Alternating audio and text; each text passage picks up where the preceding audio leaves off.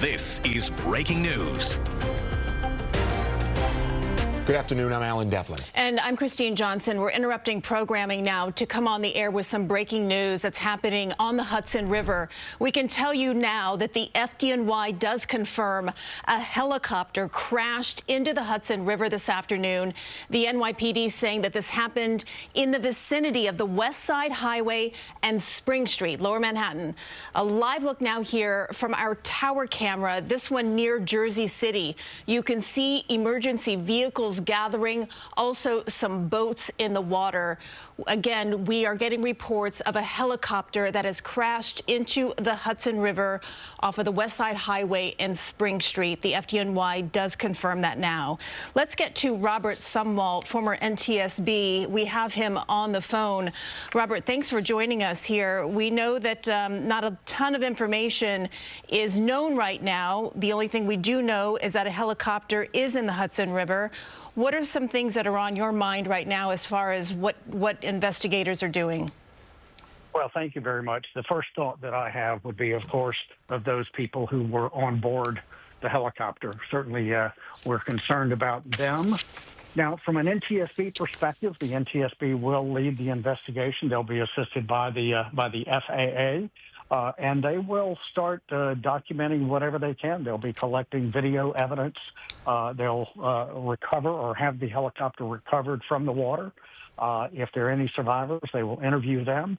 They'll look for electronic data that may be in the helicopter in terms of microchips or anything that can provide data. So they will be ready to investigate this, and having worked for the board for 15 years, I'm very confident that they will conduct a thorough investigation. So, Robert, was there any inclination that weather today around Manhattan could have been a factor in this helicopter going down there in the Hudson? Our understanding is that it was a pretty average day as far as winds go in the area. Well, I think it's too early to draw any conclusions like that. So the NTSB will sort all of that out. I know that everybody wants answers. They want to speculate. My training from the NTSB tells me, don't speculate. Let's let the facts come out. You know, just from a rescue point of view, if you can help us out in that area, Mr. Sumwalt, what are the priorities other than obviously trying to get to the people that are on board that plane? But what about preserving evidence at this point? Well, I do think that the main priority is the preservation of life. That's the main priority. And hopefully there will be survivors. But then they will have, the NTSB will have the wreckage recovered. They will defer to the local officials to assist with that. But usually these avionics, these radios, they can survive being in water for a short time. And the NTSB has a good success with being able to extract data from those things, like engine monitoring, health chips, and things like that. And you spoke to us there about some of those electronics, that data that comes whenever a vehicle goes down in this manner. The importance of a black box. We understand that most helicopters, of course, are going to have them on board. Can you walk us through the importance of what that will do as this investigation moves forward? Yeah, and like you pointed out, I don't think there's an official crash recorder on the helicopter.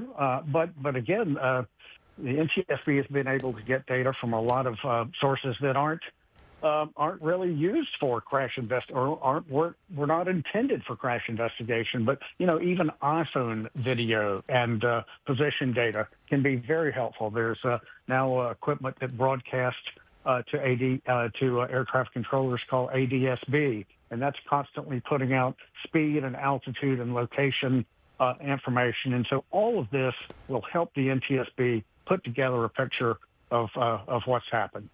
Can you talk to us a little bit, if you can, about just the nuances of flying a helicopter in a metro area such as New York City? You know, what are some of the things that pilots need to be concerned about, aware about, other than, you know, flying, you know, let's say in more open spaces? Well, that's a good question. I've never flown a helicopter. I was an airline pilot for 2.5 decades, and so that's really where my expertise is. So I would defer that to someone who has actually flown helicopters. And in addition to that, would this crash investigation, is this going to impede on aviation in the metro area for the next several hours? Can anybody expect to see a change or a difference in takeoffs or landings at airports, you know, like JFK or LaGuardia?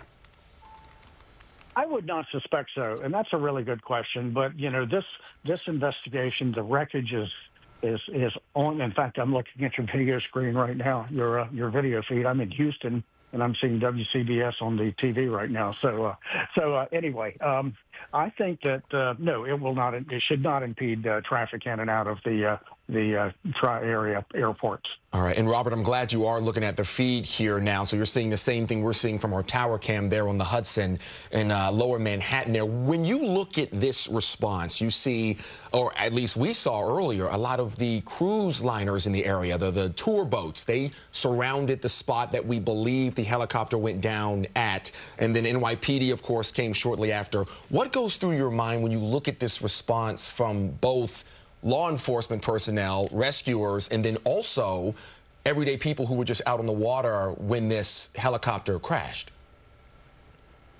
Yeah, I was at the NTSB when the U.S. Air crashed or had the forced landing on the Hudson. I was at the board then, and we saw the part of the success of the survivors was because of the just what you mentioned, the ferry boats in the area, local responders. They aided tremendously in the survivability, and so we are hoping that people were able to get out of the helicopter and be rescued. Mr. Sumwalt, if you could please stand by. We're just going to update our viewers on the situation here and also give some more information on what we've been learning. But please do stand by in case we want to ask you some more questions as we continue our coverage. For those of you that are just joining us, we are interrupting programming here this afternoon to let you know that a helicopter has crashed into the Hudson River this afternoon. The NYPD saying that it happened in the vicinity of the West Side Highway and Spring Street. NYPD also posting on social media here that in this vicinity, this area of the West Side Highway and Spring Street, to expect emergency vehicles and traffic delays in the surrounding areas. So if you're listening to this and you have family or friends, or if you're planning on heading into this area on the West Side Highway, please avoid this area. We do have crews also on the scene. We're going to be covering both the Jersey side and the Manhattan side of the Hudson. And right now, we can also tell you that the NYPD sadly confirming here this afternoon that at least one person has died in this crash, this helicopter crash in the Hudson River. We do not know how many people were in the helicopter at the time of this crash, but we are hearing just now into our newsroom that the NYPD does confirm that one person has died in this helicopter crash this afternoon. Sad news to update you there. But as we get more information, we'll continue to give that to you. In the meantime, you're looking at live pictures of this scene where the crash took place. You can see several boats there in your picture. Some of them obviously rescue boats, others that are too small that I can't really tell what they are. But a big police presence both on the ground, in the water, and also we can tell you that there is an NYPD helicopter up above as well. And this is, everybody at home, very preliminary in this investigation. This just came down. We are piecing this together, as is the NYPD, as are you guys. As we're getting information, we're telling you as soon as we get it. As we just said, we can confirm this is now a fatal helicopter crash there in the Hudson. And it looks like we might have some new video here just into the newsroom. We're taking a look at what we believe, as we've circled it there, is the helicopter there in the Hudson. And all the videos we had earlier, we couldn't see anything in the water, which led us to believe that maybe that chopper was submerged there in the Hudson, invisible to at least our tower cam. I'm sure they're down in the water. You probably can see better, but if you see here right on your screen, we're circling what we now believe is the helicopter there in the Hudson. NYPD just confirming at least one person is dead in this crash. And this is, of course, a video taken long before anybody else rushed to that area to attempt any form of rescue. Okay, we're also hearing, in addition, that two other people were pulled actually out of the river. We do not know their conditions, however. So we know that one person confirmed dead, 2 others were pulled out. Their conditions are not known.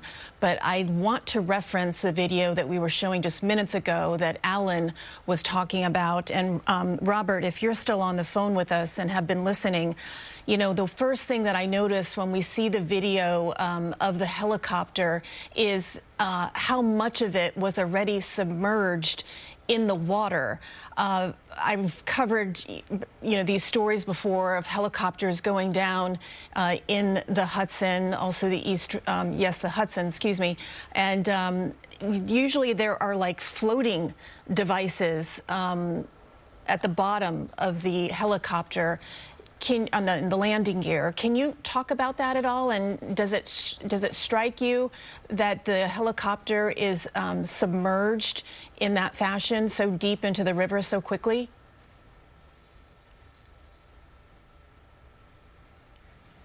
All right, it looks like we do not have Robert Sumwalt, but... Can you hear me okay? Oh, okay, now we can hear you. Were you able to hear my question? Yes, I did. I could hear it just fine.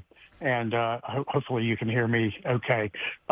You know, sometimes for whatever reasons, the floats are not activated. You'll remember the case of the Fly Nyan crash that happened back around 2018. And there was a case where the floats one of them did not inflate properly. So the helicopter rolled over on its back. And so it just depends if the helicopter even had the floats, and if they had them, did they activate as they should have? So without the floats, obviously the helicopter will sink.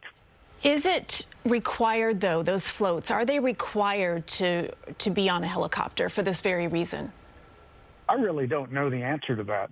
Okay, it's all right. Thanks for being honest. Yeah, no That's why we ask these questions. Absolutely. And Robert, you referenced that Fly Nyan crash back in 2018. I understand that there was a component of that crash that may or may not have had to do with the safety harnesses the people on board were wearing. They're meant to keep you safe, of course, while you're in the air, but they can be a problem if you take on water and have a water landing or crash in this instance.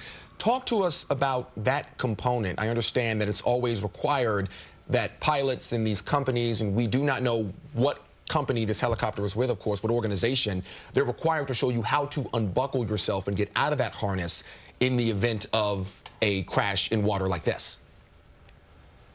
Well, that's right. An ordinary seatbelt,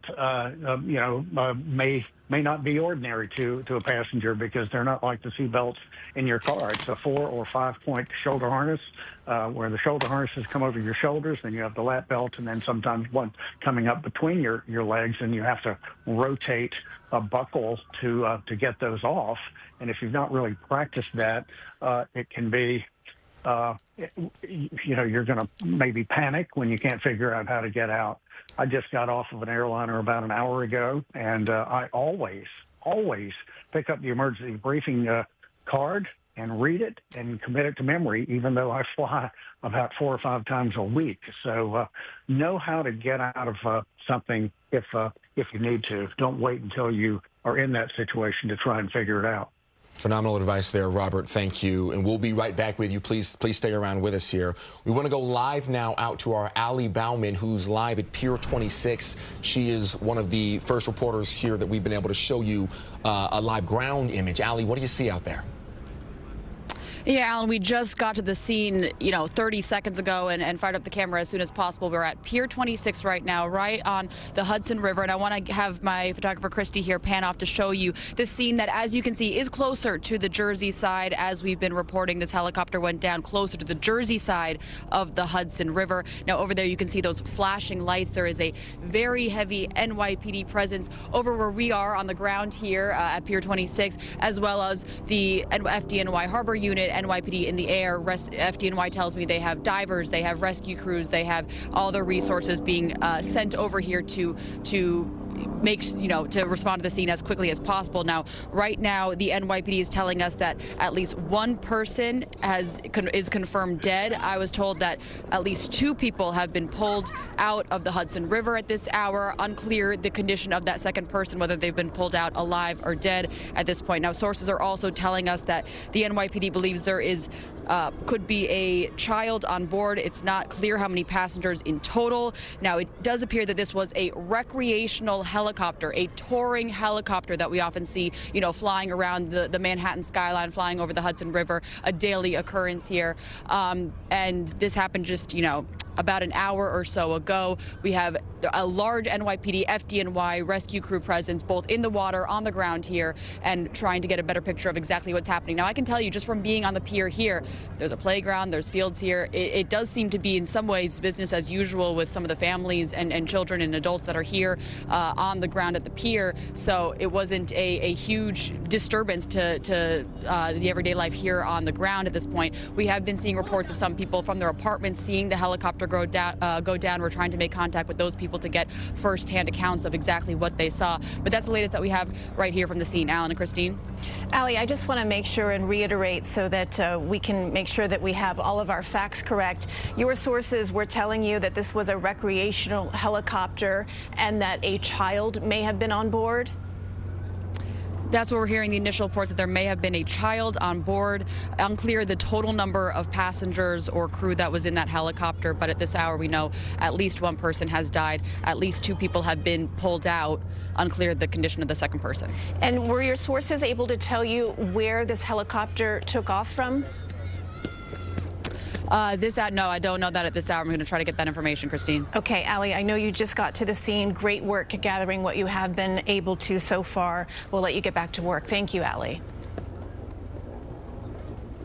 All right, back here live at the scene, the rescue scene that is still very active. You can see the NYPD and FDNY boats that are there surrounding the crash site. The site this afternoon, sadly, of another helicopter crash in the Hudson River. CBS News New York can confirm 1 person has died. 2 others were pulled out of the water, their conditions not yet known. Here we can see some still pictures of the submerged helicopter. It looks like it's actually upside down. Yeah, and that might be the flotation devices you were referencing earlier. And, sometimes they get capsized. You're looking at the bottom. That's the landing gear of this helicopter as it sits, like you said, possibly upside down there in the Hudson. I want to also, we just heard Allie say one of these people on board might have been a child there as we take a look at look at this massive FDNY and NYPD response there right around. This is Pier 40. Pier 40, yes, Pier 40 there on the West Side Highway. So it looks like we have at least 1 person dead, 2 pulled from the water, 1 of which out of those 3 could have possibly been a child, as we continue to build and get more information and a better look at exactly what's going on there down in a lower Manhattan. Another look now with these new pictures just into the newsroom of the helicopter. These are our first images that we've gotten of the physical helicopter. Before this point, we were unable to see anything above the water. Absolutely. And I'm just thinking of the people that are involved in this here today as the story continues to unfold, and the human factor of what we're learning as these details are confirmed by our news crews and our crews here back in the newsroom. But it sounds as though at this point, according to sources, this was supposed to be an afternoon of family fun. A family, it appears, hired a helicopter to take them on a tour of the city, and somehow something went terribly wrong and that helicopter crashed in the Hudson River. It never ever, it always hits me when we cover these types of stories that there are real people involved in these, and as we continue to learn more about their injuries and also about this one death, obviously we're thinking of their families at this time, but we will continue obviously to to learn more about what is going on here and then ultimately how this happened to further prevent another situation like this. Absolutely, absolutely. Everybody on board that helicopter, they did not wake up this morning anticipating this. This was probably an exciting moment for whoever was on board. The New York City skyline from above is tremendous, absolutely tremendous. And we just got some new information as I was speaking there. 2 adults and a child, I believe. Is that correct? 3 children. 2 adults and 3 children on board. 2 adults and 3 children were on board this helicopter, as we now know. So you talk about a time of family fun on a Thursday afternoon. This was probably an incredible ride there alongside 2 adults, 3 children on board that helicopter that then turned into this tragedy here. I've been on one of these tour helicopters before, overlooking Manhattan. It's phenomenal. There's nothing like it. There's nothing like being able to see New York City from the air. And even when you buckle up and you trust the company and you know what's going to happen and you trust in that flight, you can never be 100% sure. Absolutely not. And we cannot tell you whether or not if one of those adults was the pilot. So we're still looking to confirm if, in fact, there could have been 6 people on that helicopter. Okay. So at least 5. At least 5 right now. We, again, do not know if one of those adults that was on that flight was the actual pilot. So it's very well possible there could have been 3 adults. But right now we do know 2 adults and 3 children. And we don't know which of those are the deceased that we've been notified of. If you're just now joining us, CBS News New York is monitoring a situation unfolding right now live on the Hudson River down in Lower Manhattan on the West Side Highway right around Spring Street. We have confirmed that a helicopter has gone down there in the Hudson River, and our sources and reports are telling us this was a tour helicopter that was likely out sightseeing the New York City skyline and surrounding areas. It went down there right around, what was it, Pier 26 there on the West Side Highway. At least 5 people were on board. We've been told at least 2 adults, 3 children were on board, confirmed to be on board that helicopter when it went down. 2 people have been pulled out of the Hudson so far. 1 person has been confirmed dead. That all coming from the NYPD. This is a live image now from our tower cam, taking a look at it. And I do believe as we continue to learn information, we're sending our reporters out all over the scene to bring you guys more information. Alicia Reed right now is live at the scene. We're going to go to her. She's in Jersey City. Alicia, what have you been able That's right, Devlin. learn? We just arrived, Christine, we just arrived on scene here. Lots of onlookers trying to figure out exactly what happened. We did speak to one witness who said he was in his apartment at the time that this crash happened. He heard the loud bang, looked out his window, and saw 2 choppers going down into the water. If you look right behind me, you can see that yellow chopper right in front of one of the boats there.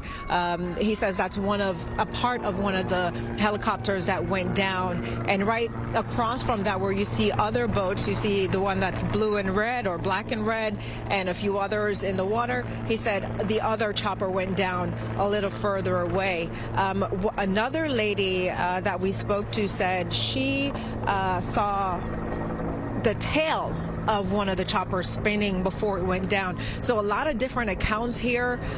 We did see while we were on our way here, an ambulance being escorted by a police car. We have witnesses here that say they saw 3 bodies being pulled out of the water. None of that is confirmed by NYPD or New Jersey as of yet, but we did see at least 1 ambulance being escorted by police car. And of course, still a very, very active scene out here this evening as people are trying to figure out exactly what happened. But we did speak to one man that said he was all the way in Hamilton Park, heard the sound, and came all the way over here to find out what happened, because clearly there's something happening here. It's just still too soon to know exactly what is going on. But for now, we know there's at least 1 chopper in the water. We can see a part of it right there sticking out. We're waiting to hear more detailed information from authorities, but for now, that is the latest information that we have. As soon as we get any more,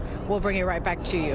Okay, Alicia, thank you. We want to go now to Jennifer Bisram. She is at Pier 40, where we saw that massive police and fire presence on the pier. Jennifer, what can you tell us? Hi, Christine. Yeah, as you mentioned, we're here at Pier 40, and basically all you see here are emergency crews. If you look closely on the Hudson, on the New Jersey side, you can see also emergency crews there as well. This has been like an ongoing situation here within the last maybe half hour. Emergency crews have been all down the West Side Highway, and we talked with police just a short time ago. They confirmed to us one person did die from that helicopter crash. Inside that helicopter, we're told there were at least 2 adults and 3 kids. Right now on the New Jersey side, there is a search and rescue effort taking place right now, that coming from the FDNY. And if we can have Sean show you again, look closely here on the Hudson. You can see lots of NYPD officers, search and rescue crews. You can also see this area here blocked off. Again, you can see more EMS, first responders, FDNY, as well as reporters. We've been talking with people here as well. None of them that we talked with actually saw what happened, but as you can imagine, they are just in shock. And of course, as we get more information, we'll certainly bring it to you. But again, we're being told that that helicopter crash went down in the Hudson around 3:15 this afternoon. One person presumed dead at this point. At least 3 children, we're told, were on that helicopter as well. Of course, as we get more information, Christine, we are going to bring that to you. But again, you can hear the choppers from up above right now. You can see the crews there on the ground, and this is an all-out search right now to find out, to rescue those people who were on the helicopter and essentially figure out what exactly went wrong here. All right, Jennifer Bisram reporting live for us on the latest from Pier 40 as we continue our live coverage of a helicopter crash in the Hudson River on this Thursday afternoon. Let's go back to former NTSB Robert Sumwalt. Robert, we're hearing now that there were 2 adults, 3 children on this helicopter. One of our reporters said that a witness told her that they heard a noise, a boom, something to that effect. What are your just initial thoughts on that? Would that sort of noise happen on impact to the water when the helicopter hits the water? Well, what we do know is that witness reports can be awfully helpful, but we always want to correlate that with other information. So the NTSB will take all of that together, witness reports, the physical data, the evidence that they can get extracted from the data chips on the aircraft, and put all that together. So I'm not saying the witness was wrong, but I'm saying that sometimes that information is not 100% accurate. Absolutely, and our reporters are out there continuously talking to people, as are we, and like you just said, a lot of the times people might think they saw something that doesn't necessarily line up with exactly what happened, but we're bringing the most accurate information to our viewers as possible here. A question for you, Robert. In the moments before this helicopter crashes into the Hudson, I'm sure there had to be panic, unfortunately, of course, but some efforts by the pilot, whoever was in control of the helicopter, to revert, to fix this collision course. As someone who has the experience that you do, what is standard protocol once you realize something is wrong and you're heading for a water landing as this helicopter has here? Well, that's a really good question. The first rule is fly the aircraft. Do whatever you can to keep the aircraft flying.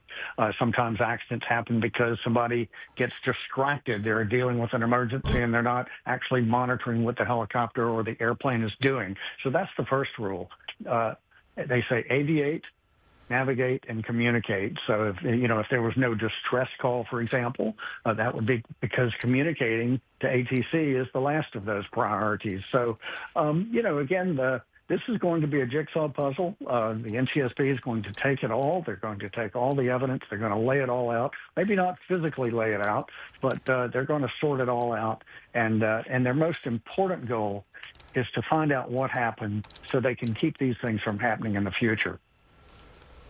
And I want to make sure here, Robert, you have been looking at our CBS News New York live images here as we look at more new live images. New cameras continue to come in as our teams get in place and get a look. When we saw the helicopter that seemed to be surrounded by those yellow buoys or flotation devices, we're not sure, the tarps maybe. Can you confirm it looks like this thing is upside down, correct? It landed maybe right side up and then flipped upside down because of buoyancy? What goes through your head? Here's our image right here if you're seeing it. When you see this picture, what's going through your head? Yeah, and being in Houston, I now don't have the current WCBS feed any longer, unfortunately, but that was something that I saw on X, is that it actually did look like the helicopter had submarined to where it had just flipped, that the body of the fuselage was underwater and the floats, the skids with the flotation devices were floating on the water, so it was completely upside down. There's a number of reasons for that, and as we saw in the Fly Nyan situation, one of the floats did not activate. In this particular case, if what we're seeing is what we think we're seeing, it does appear that both the floats did inflate. But that's all going to have to be determined. You know, if it had floats, why did it flip over? So a lot of unanswered questions right now. But the unfortunate news we heard from your broadcast was that apparently there have been fatalities, and certainly our thoughts and prayers go out to those who've been affected by this tragedy. Absolutely. You know, there's always the human factor to these stories, and it's something that is first and foremost on our mind as we cover this accident, Robert. I mean, I'm curious, given your expertise and the time that you spent investigating crashes, you know, the idea, I would assume, for these floating devices is to keep the helicopter afloat in water landings and to keep it right side up. In your experience, or even perhaps in other cases that you have read and studied, has there ever been a time where these floating devices proved to be counterproductive? Great question. I cannot think of a case where they were counterproductive. But that's a good question. I don't have the answer right off the top of my head. Okay. Robert Sumwalt, we really do appreciate what you've been able to share with us. We know that you're in Houston and you're watching the pictures just as we are as we broadcast them as they happen. These are live pictures of the helicopter that is now submerged, currently upside down in the Hudson. I know it's challenging for you, Robert, to give your perspective when you're speaking to us in another state, but we do appreciate your patience and your time. Let's go back to Jennifer Bisram now, continuing our team coverage. Once again, she is at Pier 40, where there is a very heavy presence from rescue personnel on the Hudson side of the river. Jennifer, have you been able to learn anything more about what took place here this afternoon? You know, I just got off the phone with FDNY, Christine, and they say things are still fluid. They're trying to get the numbers right now. They're trying to, their search and rescue teams are out there just trying to rescue anyone who may have been on that helicopter. The NYPD confirming, though, at this moment, at least 5 people were on that helicopter. They're saying at least 2 adults and 3 children. And again, sadly, 1 person we learn is presumed dead at this hour. But again, Christine, those numbers could change at any point as information is coming in at this hour. As mentioned to you before earlier in this broadcast, there are lots of emergency vehicles. You could probably even hear right now the sirens from the ambulance, EMS crews, FDNY, NYPD, all here at this hour, just sitting here trying to figure out exactly what happened. If you look here on the Hudson, you can see lots of emergency crews there as well. Also, off of the water, there are lots of search and rescue teams here as well. We've seen a lot of EMS workers with bringing stretchers closer to the water. This area is blocked off to us right now. But again, I'm not sure if Sean can show you there. There are dozens of FDNY and EMS crews there. And like I mentioned, they have been bringing stretchers to this area right now. But again, it's still most of the efforts that are taking place right now, from what we understand, is on the New Jersey side. But again, they are here and ready. I did ask police if there is going to be a press conference here soon, and they tell us one will take place, but it will take place, of course, as they get more information. But again, sad day here on the Hudson. A helicopter crashed into the Hudson here around 3:15 this afternoon. At least 5 people on board and at least 1 person presumed dead. We'll send it back to you guys in the studio. All right, Jennifer, thank you. Yeah, 5 people on board, at least 1 confirmed dead. Like you said, at least 2 adults, 3 children, 2 people pulled from the water, but we're working on learning their condition. Jennifer, we'll check back in with you here in a short little bit. We do have another reporter out right now, Alicia Reed, who we just heard from a little while ago. She spoke to, I wouldn't say witnesses, but people who undoubtedly heard a loud bang when this helicopter might have gone down. Walk us through what you're seeing now and if you have any new information. Yeah, that's right, Devlin. Right now, I just checked the temperatures out here. The real feel is right above freezing. So it is extremely, extremely cold out here. We just finished talking to one woman who was running at the time, preparing for a half marathon that's happening this weekend. And she said she saw the chopper, just the tail spinning out before it fell into the water. She wasn't sure at the time what was happening, if it was some sort of attack or what was happening. She got scared, called her husband. He told her to go home, but she's still here, clearly still trying to figure out, as a lot of people are out here, what happened. Right now we can see in the water there's still a portion of a chopper just like barely sticking out of the water. Lots of emergency services here, a lot of choppers circling the area, investigating. We did see on our way here 1 police car escorting an ambulance out of here. We're not sure what was happening, who was in there, and what the story is behind that. But what we do know right now is that there is a chopper still sitting in the water. There are parts floating around. People in the neighborhood are explaining to us that they did at least hear and see 1 chopper spinning out before it fell into the water. And that man we spoke to a little earlier when we first got on scene said he actually saw from his apartment window 2 helicopters colliding. Again, we're still trying to figure everything out as we're standing here on scene. The rain is starting to come down. Not sure how difficult it will make it for the recovery teams or the people on scene efforting this investigation, how difficult the cold temperatures and the elements will make it for them.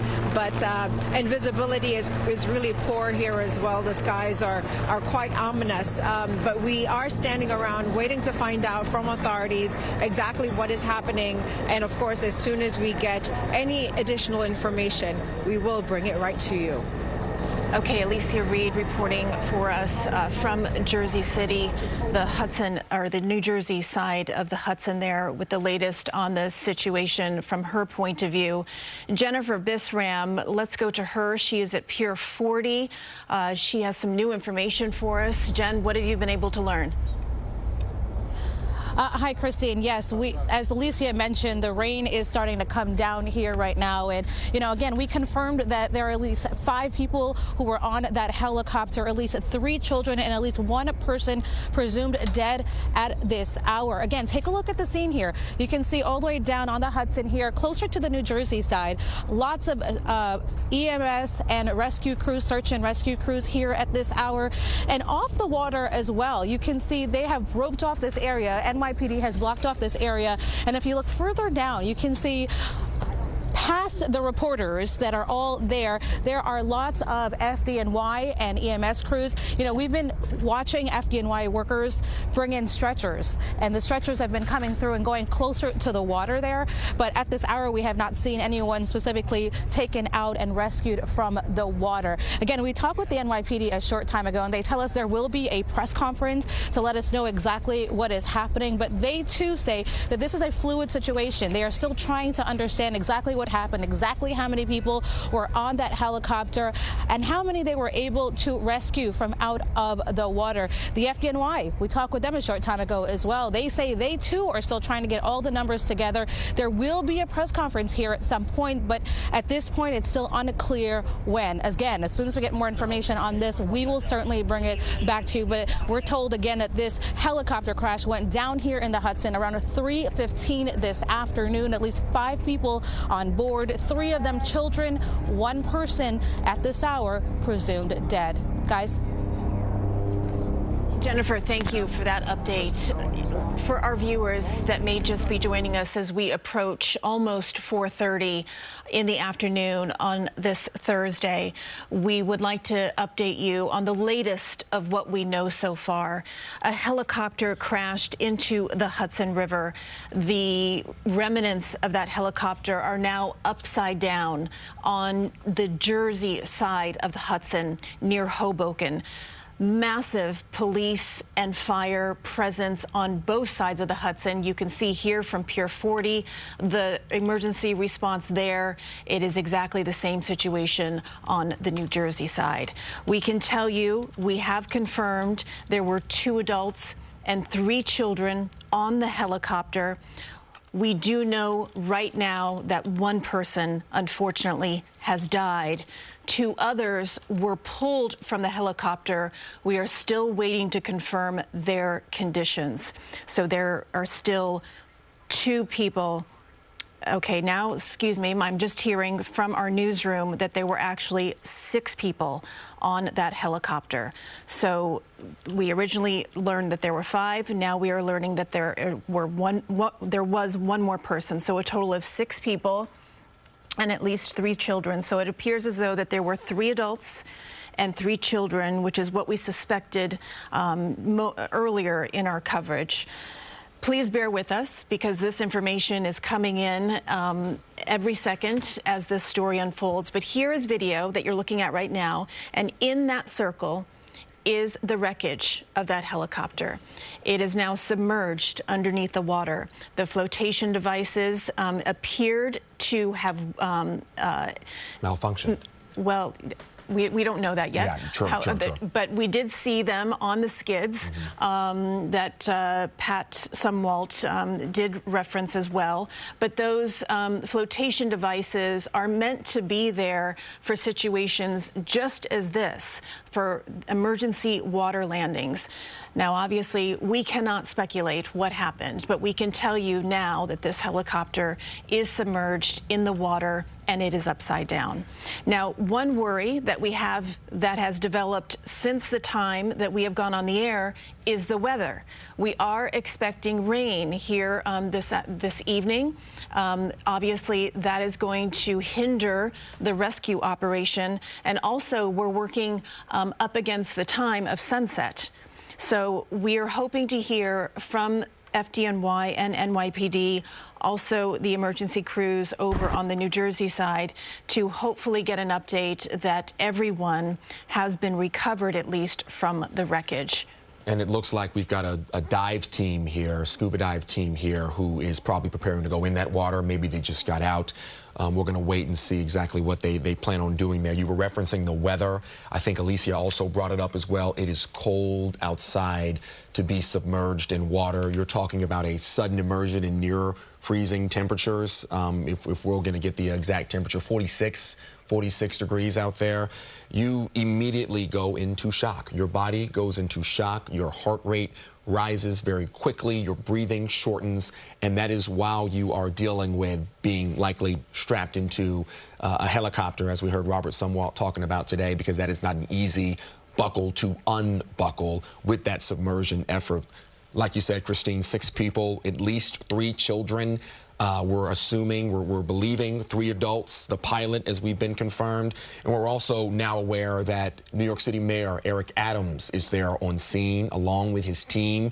He is there at the pier waiting right now with the rest of his team, the rest of FDNY and NYPD, Pier 40, that is, here in Manhattan.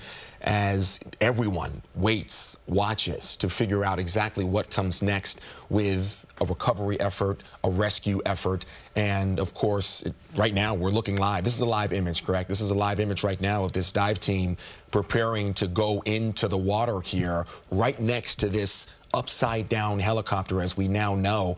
And I guess all the questions remain.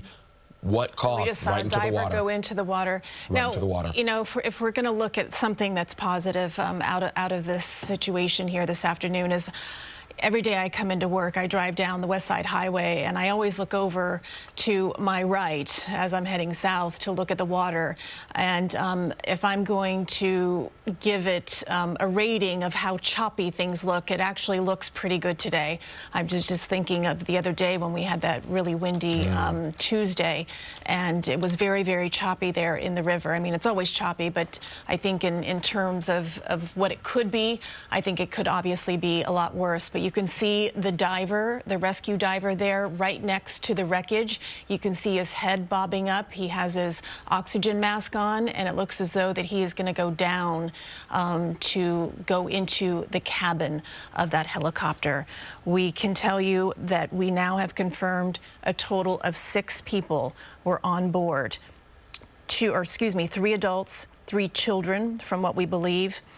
So there have been 1 body pulled, confirmed dead, 2 others that were pulled. We do not know their conditions, so that leaves 3 more recovery, rescues that need to take place. And some new information we just got into the newsroom here as our teams continue to piece this one together as we give it to you live on air. The mayor's office is speaking on where this helicopter took off from. It appears as though it took off from Lower Manhattan, and we're not sure how far along its route it was before it ended up here in the Hudson, but these are new details that are coming in. I believe we've also got a statement from the FAA in response to this crash, and they're saying, and I quote, "A Bell 206 helicopter crashed and is submerged in the Hudson River in New York City. The number of people on board is unknown at this time." That's coming from the FAA. CBS News New York is slowly piecing it together. How many people we believe may have been on board? At least 6, as we know, 3 adults, 3 children with this helicopter. They went on to say the FAA and the National Transportation Safety Board will investigate. The NTSB will lead the investigation and provide any updates as we get them. So that is where we are piecing this together right now. A Bell 206 helicopter is a very familiar helicopter to many of you. If you've looked up in the air, you've seen them. They frequent the Manhattan skyline. It's a 2-blade, single and twin engine helicopter. It can be one of either. We know this was a tourist helicopter, a sightseeing helicopter. So that is where we're getting the information about. This could have been a family. This could have been a sightseeing tour. People looking to see more about New York City, looking to see it from the air, and now we're stuck with this tragic image of this helicopter upside down in the Hudson. We can see the head of the diver that went into the water there. He's been submerged for a couple of minutes now. He looks like he's coming back up. CBS News New York is still trying to work to get information on the exact number and condition of those on board this helicopter. Right now, we want to get to CBS meteorologist Nikki Nolan. She lives on the Jersey side of the Hudson, Jersey City to be exact. Nikki, thanks for joining us as we continue our coverage here. I understand that you can actually see the wreckage from your apartment. Hi, yes, I can. It looks like a bunch of emergency crews, both on land and on the water, that are overseeing the wreckage of the helicopter crash. It looks like there are some ambulances and, of course, local media that are all along. Basically, these piers and this big barrier that where the crash site is actually the start of the Holland Tunnel that connects all the way over onto the other side of the Hudson to get to the other side of New York. So it looks like the crash was right at the base of that. And then just on the other side of my apartment complex, there is a helicopter pad that they could have been commuting either from or trying to get to, which puts them in these lower altitudes. So, Nikki, I'm just curious, did you actually see anything take place? I I did not, unfortunately. I was coming home from CBS, so it was after the fact that I'm seeing all of the crews coming over at the time and gathering all of their information and trying to do the rescues. All right, so since you're a meteorologist, can you give us any insight into the water temperature in the Hudson right now? Yeah, so it's actually really cold. It looks like in the 50s and 40s for the actual Hudson, and then we actually have some rain that is coming in, so that's going to interfere with anyone who is doing any ongoing rescues, and of course the crews that are in the water itself. 50s and 40s are nothing to sneeze at, so it's definitely colder for anyone that's involved out there. And we're looking live right now, Nikki, at some of the pictures that you took from your apartment here, showing the moments immediately after the helicopter went down, before law enforcement, NYPD, FDNY even got to the scene there. I know you just walked us through a little bit of the weather and the water temperatures. Can you talk to us about, on a large scale, the winds, the rain, the cloudiness, anything to do with the weather that could impact aviation in the area here today? Absolutely. So it looks like I said, the rain is coming in, so it's just moving into the area. We have some sprinkles that are coming in already. Winds are pretty light, so they're gusting upwards of 18 miles per hour, so they are picking up on that end. And then for visibility, it's still pretty good at like 10 miles visibility-wise, but it's mainly the rain that's going to start picking up here soon, and then the winds are definitely kicking up as the rain comes in. All right, Nikki Nolan, CBS meteorologist, thank you for sending in those pictures and also adding your expertise to the current weather situation and what you're seeing from your apartment window. Nikki, if you learn any new information or see anything, please let us know. Absolutely. Thank you so much. So let's go ahead and give you another update as we continue to organize and get more information confirmed for you. Right now, you are looking at live pictures from the Jersey side of the Hudson River near Hoboken. You can see dive crews there. We saw one of those divers actually go under the water. He had his scuba gear on and he disappeared to take a look inside the cabin. We know that there are still 3 people unaccounted for, a total of 6 people confirmed to be on this helicopter. We have information on 3 people, and we're still waiting to learn more about the other 3 that have not yet been found. This happened in the middle of the afternoon around 3:15. Various witness reports have varying stories, so we will wait to get some more information confirmed by authorities before we go into much detail on that. But we can tell you that this is all happening in the vicinity on the Manhattan side of the West Side Highway and Spring Street. We have seen a lot of emergency vehicles in that area. Traffic delays will take place in the surrounding areas. We just ask everyone that is in that area and needs to get through that area, if you have to take a detour, please use patience and understanding here this afternoon as this rescue and recovery takes place in the Hudson River. We can tell you that 1 person has been confirmed dead. We do know that 2 other people were taken into rescue vehicles and to the hospital. Oh, no. All right. This is not the news that you ever want to hear. We can now tell you that all 6 people that were on this helicopter have died. It never ever escapes me when we have to cover these types of stories on what you believe to be will be a normal day, and it turns out to be anything but. So this afternoon at 4:40, we can tell you that a helicopter went down into the Hudson River around 3:15 this afternoon, and we have now confirmed that the 6 people that were on board have all died. As you can see here, divers are still working valiantly to recover the other bodies that remain in this helicopter that is now upside down, submerged into the Hudson. We are overwhelmed with a lot of details and with emotion, because there's always a human factor to the stories that we cover, and we would like for you to know that we do not take these types of stories lightly. This is not just another day at the office. Helicopter safety around the city has been discussed in the past.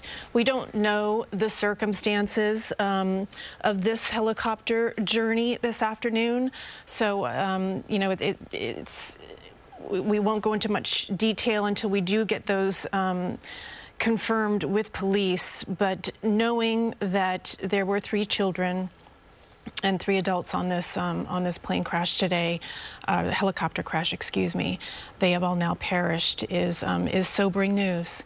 Let's go back out to Jennifer Bisram. She is at Pier 40, where police and fire have set up a massive presence. Jennifer, I know that the weather is starting to take a turn. They'll be dealing with rain soon, and it will obviously get colder as the sun continues to set. What is the mood there where you are? Christine, as you mentioned, this is just devastating news. We are now confirming 6 people dead from that helicopter crash into the Hudson around 3:15 this afternoon. There is a massive police presence here at this hour, and if you take a look right now, you can see the NYPD boat there pulling up to the pier. We're at Pier 40 right now, where more rescue teams are expected to go inside. Again, most of the activity happening on the New Jersey side of the Hudson River at this point, but you know, we heard the mayor was here just a short time ago, and again, we're still learning and waiting to get more information exactly as to what happened here at 3 o'clock this afternoon that made that helicopter crash into the Hudson. As we get more information, we'll certainly bring it to you, but again, a massive search and rescue efforts. Police, FDNY, we've seen stretchers here. FDNY takes stretchers to go back and forth here closer to the water. Again, that we're told the mayor was here. We did talk with the NYPD, and we're told a press conference is expected here. Still unclear when that will happen, but of course, as we get more information, we will certainly bring that along to you. But again, a very sad day here on the Hudson. Christine and Alan. Tragic day for sure, Jennifer. Thank you for that update. As soon as we get that details on that press conference, we'll be sure to come right back out to you. I'm sure they're going to have some more information. We've got the information, though, that, like we have been telling you, 6 people now confirmed dead there in the helicopter crash on the Hudson River. All the bodies have been recovered. We are able to confirm here at CBS News New York. So this is no longer a search and rescue mission. This is now a death investigation. This is now an investigation into what caused this helicopter to go down, something that we do not know yet, something that officials do not know yet as well. Out of the 6 people on board the helicopter, 1, of course, was the pilot. All 6, of course, have perished here. We can also tell you the body of the pilot was recovered inside the aircraft specifically. That's a detail we're able to tell you here at this hour. And again, the question now remains, how in the world does something like this happen? How does a tour with children on board end up with 6 fatalities there in the Hudson River? Christine, you did a wonderful job at speaking on how the humanity component of this story does not fall lightly on anyone here at CBS. I'm sure it doesn't fall lightly on you all at home either.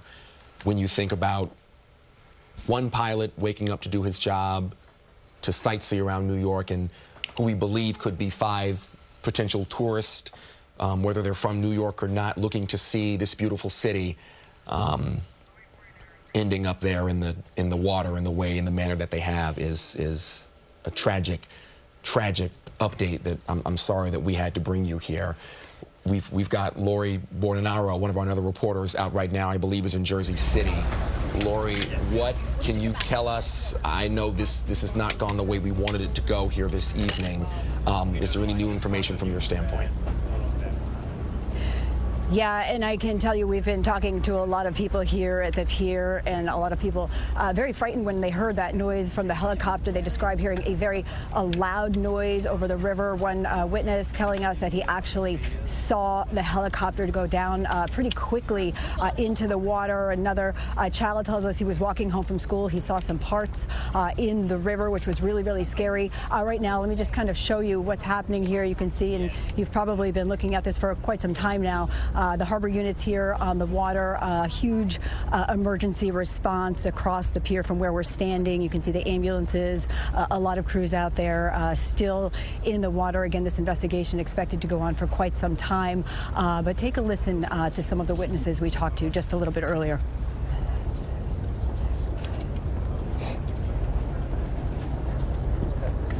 No soundbite. And again, we don't have that sound at this time, but we've been talking to a lot of people here. And again, what they're telling us is they heard a very loud noise. They actually saw that helicopter come down into the water, describing it as coming down pretty quickly. And a lot of people here really just not knowing what that sound was. And of course, now hearing what has happened here, a lot of people extremely sad, a very sad situation here at this hour. Back to you. Lori, Alicia reported the same thing from witnesses that she spoke to about this noise. I know that the interview didn't roll as it was supposed to, but how did your witness describe what it sounded like? Yeah, well, Christine, you know, living here on the river, a lot of these people are so used to these helicopters coming, going, you know, all day long. They're used to hearing them, but this one they described as hearing something sort of different, like they knew something was wrong, but didn't exactly know what. And again, we now know what had happened with the helicopter plummeting into the river. Okay, Lori Bordenero reporting for us from Jersey City. Thank you for your report, Lori, and updating the information that you have been able to gather so far.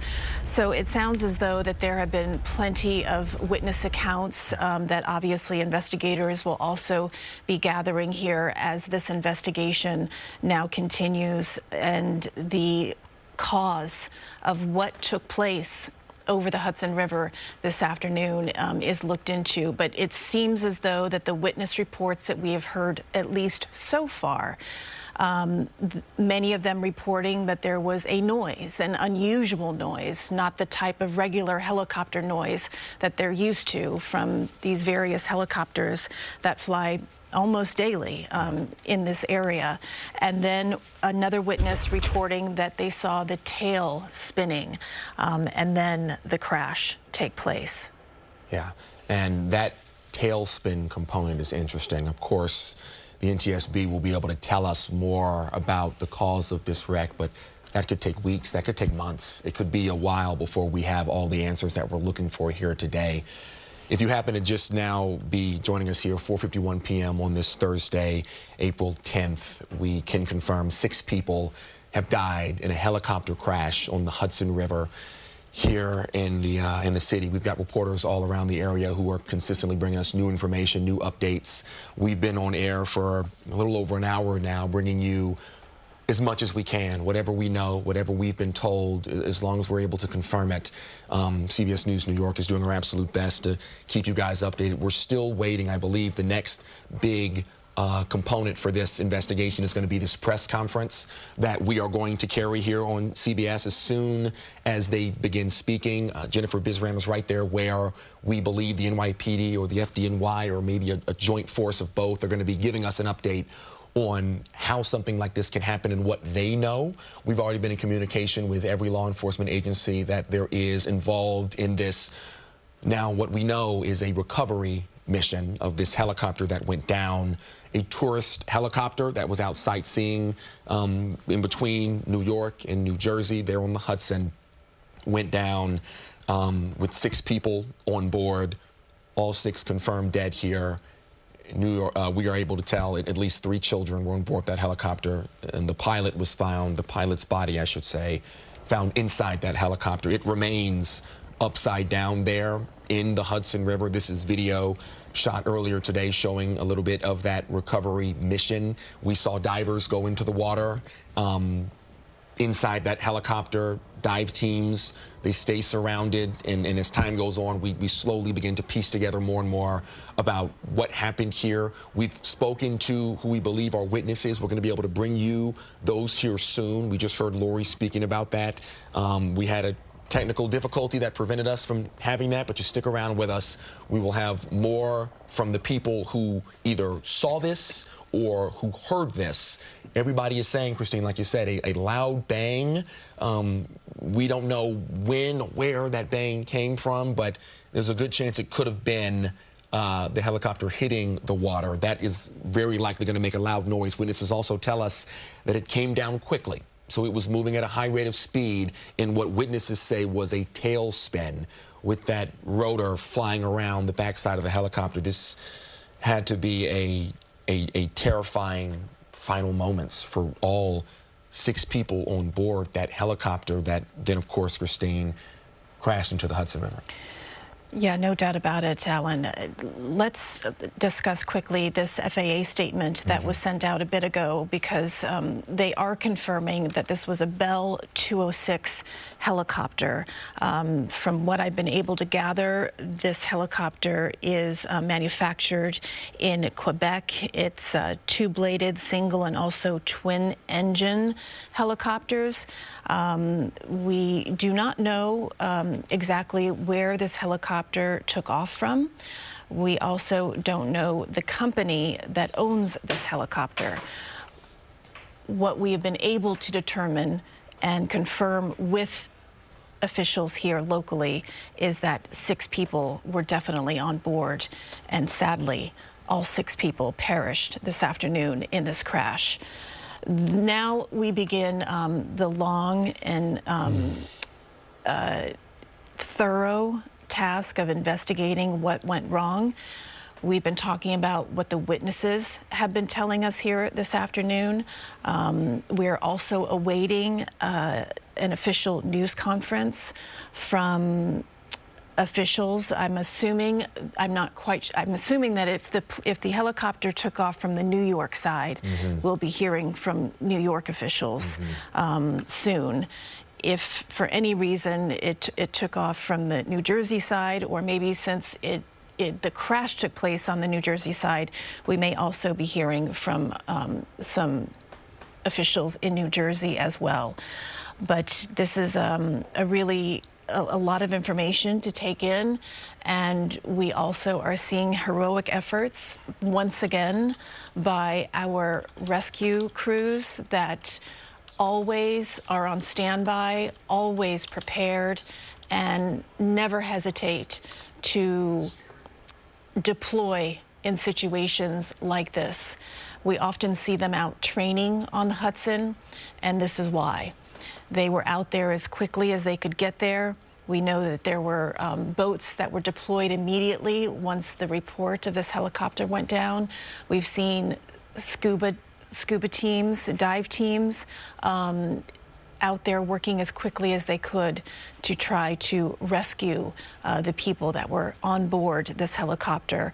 From what we can tell in the first pieces of video that we were able to recover from the scene, unfortunately, at first look, that helicopter was already upside down and submerged underwater.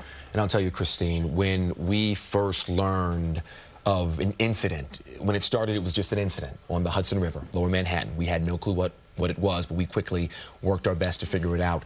We had our tower cameras, we had our weather cams around the city zoom in on where we believed the incident was happening, and there was nothing there. We could not see anything there specifically. And actually, I'm gonna cut myself off here. We've got aviation expert Allie Yerman here on the phone, who we were just able to get in right now. Allie, I assume that you have Al Yerman. I assume you've been tuned into what's been happening here over the last hour and a half. Can you walk me through, with all the information that we've gathered so far? Al, can you hear me? Yes, I can hear you. Okay, I'm sorry, Al. Thank you. Thank you for joining us here. I was just saying, with all of the information that we've gathered, and we're getting new updates by the minute, by the second, can you please walk us through what's going through your mind as someone who is very aware of what happens there in the air? Well, right now, you're limited to the only witnesses' statements we have is a loud sound, a booming sound, usually associated with metal breakage. I don't know if that's what happened here because I don't want to hear what's being reported. They're going to have to turn that helicopter right side up to see if all the pieces are together with it. The only other thing I could see that's visual is that the floats appear to have deployed, but they don't seem to be inflated. Okay. And just watching the bottom of the helicopter, we're not knowing much right now. There was originally a station reported that some witness saw another helicopter, but I don't see any other helicopters in the area. Yeah, and Al, that's information that we are working to get more details on. For now, we do understand that it is just one helicopter, is according to NYPD. Al Yerman, thank you so much for chatting with us here. We'll come back to you here in a short while. Let's go to Allie Bauman now. She is at Pier 26. Allie, what have you been able to determine? Alan actually moved from Pier 26 over here to Pier 40, where Jennifer Bisram is as well, where there is the massive staging area on the New York City side of this incident. So behind me, we're overlooking the Hudson River. We're across the way towards the Jersey side is where the helicopter actually went down. Over here on the New York side at Pier 40 is where the staging area is happening, where we're expecting that press conference to get some more answers about exactly what happened. Now, over the past few minutes since we've been here, we've seen the city's Commissioner of Emergency Management walking into the building here at Pier 40. We've seen FDNY Chief Esposito walking in here as well. We've also seen the Deputy Commissioner of Operations overseeing the NYPD walking in here as well. We're told that the mayor is on his way. He should be here any minute at this point. So happening inside the building behind me is the briefing, the Situation Room behind me where the briefing is going on as the NYC officials develop and figure out and determine what exactly went wrong here. Now, as we've been reporting and as you've spoken about at length, 6 people have died that we've learned in this crash, according to sources here. Now, sources with the mayor's office are telling me that the helicopter took off from Lower Manhattan earlier today. We have learned that it is a commercial helicopter. It is a touring helicopter. We've been trying in the past few minutes to reaching out to several different touring companies that we know of within New York City to determine which exactly touring company it was here. Now, we know there was a pilot on board, obviously, as well as at least 2 children on board. So we're waiting to get more information as those officials walk out of the building here over Pier 40, and we'll bring it to you as soon as we can. Christine and Alan. All right, Allie Bauman there live for us right now. Allie, thank you.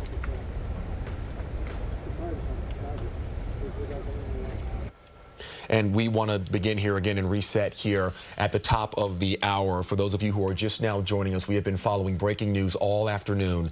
A helicopter crash in the Hudson River.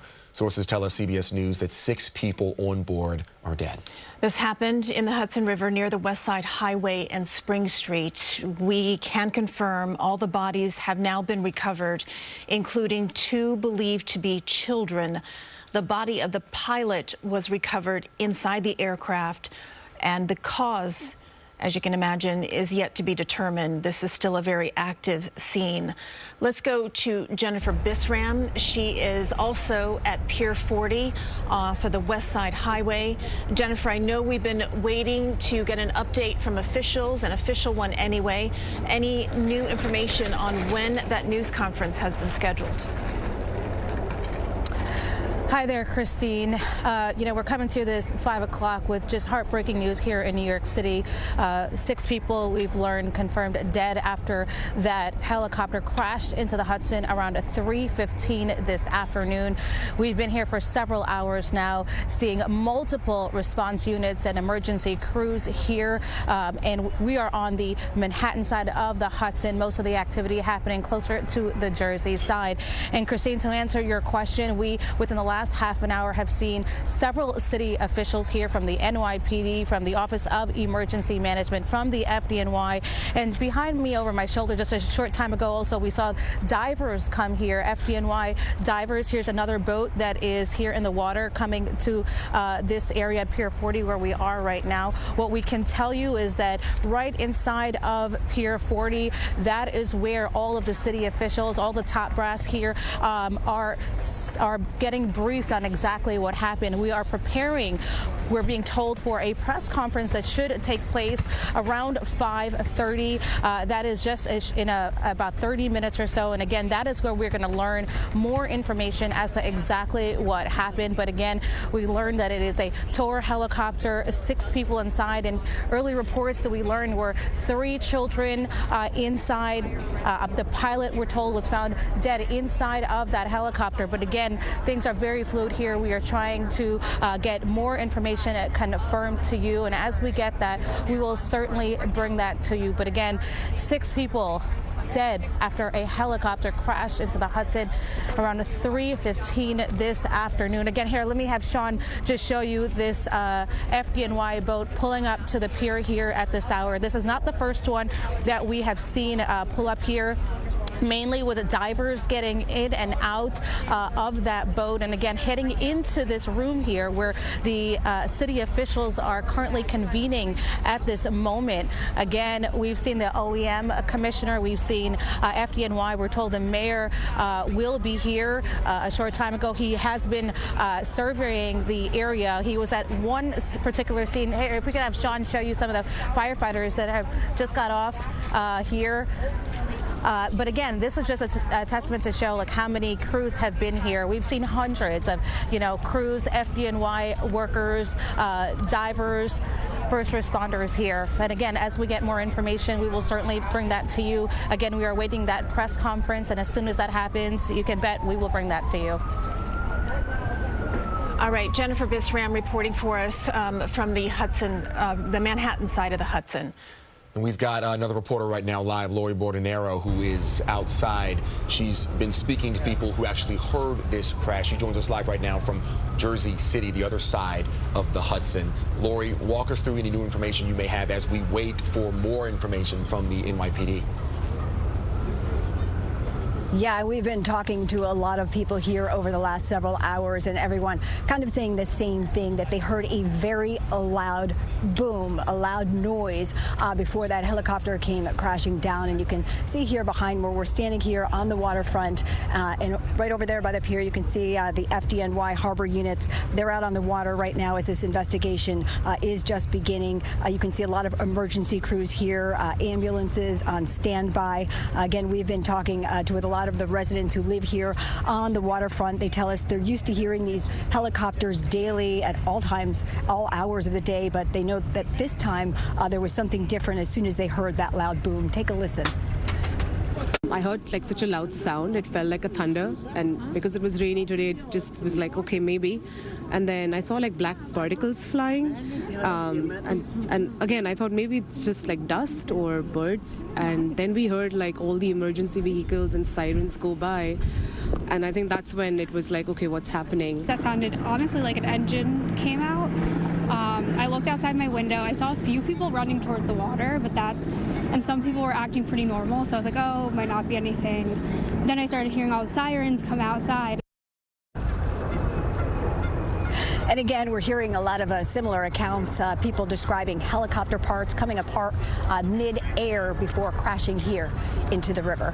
That's the very latest from here. Back to you. All right, Lori, thank you for that update. One of our first abilities to actually hear from people who heard what had happened there, but all these accounts are adding up. They're all corroborating each other. They all sound very similar to one another.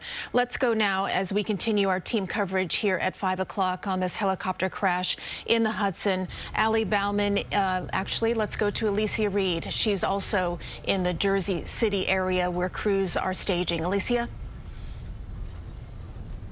That's right, Christine and Alan, and the temperatures again are just above freezing. The rain continues to come down, and just moments ago divers came out of the water. They were checking on that wreckage that remains in the water, and I want to paint a picture for you of what the dock looks like on the other side. If I'll have my photographer Todd just kind of pan over, a truck just came and rode down this entire dock to the end there where you see them. So the investigation is definitely still very, very active. The diver came out of the water just recently. They didn't take anything out with them, but like everyone's been reporting, the witnesses are describing that chopper, the tail spinning out before it going into the water. We did see some debris on where we are now, and we're quite a ways away from where the boats are docked there. We spoke to one woman who described what it was like. She was out jogging earlier this afternoon and heard the loud bang. I'll go ahead and have you have a listen. The helicopter was a little bit like nose down slightly, and I saw the propeller separating from the helicopter. It kept spinning in the air alone, nothing was attached to it, and the helicopter just fell. I saw some pieces, I don't know what it is. I thought it was like birds, black birds around. I think it's a piece of the propeller, so probably one of the propeller broke, the other one just flew, and then the helicopter fell in the water. I saw the big sploosh. That investigation continuing this evening. Right now you're looking at a crane that is now set up, and they're looking for something in the water. Of course, we will continue talking to witnesses as we wait to find out what happened and how we got to where we are here today. That is the latest we have here from Jersey City. I'll send it back to you guys in the studio. Alicia, thank you. You know, that crane may be headed for that helicopter, but the next job is going to be getting that helicopter out of the water once it's time and to salvage continue this investigation. Yeah, exactly. Absolutely. Okay, let's go now back over to the Manhattan side of the Hudson, where several rescue personnel are staging. Allie Bauman is there for us on Pier 40 as well. Allie, have you been able to talk to people that have just been there, you know, their thoughts on what has taken place this afternoon? Yeah, Christine, we're at the staging area here at Pier 40, where we've been seeing just every, department within the New York City area walking in and out here. Just a few moments before we came on air, we watched an FDNY diver boat pull up here to Pier 40, and several divers got off, walked away, had their oxygen tanks and their scuba gear on, their faces just completely fallen and looking so sullen, as we've learned that the 6 people on board that helicopter have died. So we've been seeing them offloading from the boat, offloading from the Hudson here. Now, also within the past few minutes or so, we've been seeing the commissioner of the Office of Emergency Management walking into the building at Pier 40 here. We've been seeing the deputy commissioner of operations for the NYPD walking in here as well. The office of the medical examiner personnel have been here as well, in addition to the mayor, who we were told is on his way here to Pier 40 to join this briefing area and to join this staging area inside the building at Pier 40 here. Now, right now, the NYPD, FDNY, is really trying to keep the public away from the pier that we're on itself. We did see over closer to the West Side Highway, NYPD drone teams going up, operating kind of over the river here, the drone units trying to get a bird's eye view of what happened, as well as, NYPD helicopters overhead a short time ago. I think before it started raining is when we really saw those in the air over there. But right now, it appears that the New York City side of both, emergency services as well as the mayor's office and different emergency management operations are getting briefed inside the building behind me, where we are at Pier 40, getting an understanding of what exactly happened. We have learned that the helicopter that crashed today, it took off from Lower Manhattan earlier today. It was a tourism helicopter that was flying over the Manhattan skyline, as so many do day in and day out over New York City, and this tragically ended just so tragically. So right now, we're seeing, even behind me, more firefighters walking in and out of this area. A short time ago, we saw a lot of divers walking in and out of this area, and that's the latest that we have here. Christine and Alan. All right, Allie, thank you for that update as we continue to wait on that press conference. We have learned here that it is scheduled to be happening here in about 19 minutes or so, right around 5:30, we should be able to hear from FDNY, NYPD, possibly the mayor as well on this incident there in the Hudson River. CBS News New York will, of course, carry that live. Stick around with us here for about 20 more minutes, and we'll be able to hopefully get some more answers that everyone is so desperately looking for. As this investigation continues and the recovery of the helicopter will obviously be taking place soon, we already saw some of the materials being brought in for that mission. I did want to update some of our viewers about some of the traffic that is going to be, we're going to be experiencing here as we get into the evening rush hour. I can tell you that the area of the West Side Highway and Spring Street, numerous streets in that area are closed right now, so do expect to have detours. The other part is ferry service. The Coast Guard has actually stopped vessel traffic in this area. They've established what they're calling a safety zone, and that is a 1-mile radius north and south of the Holland Tunnel across the entire Hudson. So obviously this is the area where we see ferries going back and forth all the time. So ferry service will be impacted on the river north of Jersey City. So do check your schedules and plan alternative ways to get home or get back to your office. Now we want to go to Dan Rice. Dan is somebody that is very familiar with helicopters. He flies over the Hudson on a regular basis, and he's going to sound like a familiar voice, obviously, to our viewers as well. Dan, I immediately thought of you when this helicopter went down. I just want to get your thoughts first on what some of these witnesses have been telling us. They said that they heard a noise, and it wasn't just, you know, your typical helicopter noise. They're actually describing it as some sort of explosion, and then they saw the tail of the helicopter spinning. You know, I know that this investigation is ongoing, and we can't really say for sure about what happened. But given those eyewitness accounts, what are your initial thoughts? Well, obviously, a catastrophic failure of the aircraft. That's very obvious. Booms and noises like that indicate some sort of mechanical issue. What I will tell you is I did see some of the video out there, and there's one video in particular where you see the main component of the helicopter, the fuselage, upside down. And what struck me, what scared me, is the main rotor system was gone. There's no main rotor on the helicopter, and the tail boom was also gone. And it's just a vessel at that point with no direction. You know, what led to that? That's obviously what we have to watch the investigation for. But I would imagine that perimeter that they're setting up, the safety perimeter, they're going to look for the other components of the helicopter. Basic helicopter, again, I'm not a pilot. I'm the reporter and the camera operator. But what I can tell you is the tail rotor is what keeps the helicopter from spinning out of control. That's your anchor, so to speak, that keeps the helicopter from being atop. We talk about auto rotation. If there's a problem with the helicopter, it can glide down to the river. But that's coming off of the main rotor blade. And if they're separated, there's no control of the vessel. It's just going to end up the way we saw it, unfortunately. This is a Bell 206 Long Ranger. That's what our chopper is. So I'm very familiar with this helicopter. This is what we fly in every day. And, you know, I can't imagine what happened there that could have led to that. We'll wait for the investigation to give us those details. But from what I've seen, separation of the blades is what caused this chopper to go down. What led to the separation is what we have to find out. Dan, you mentioned the main rotor.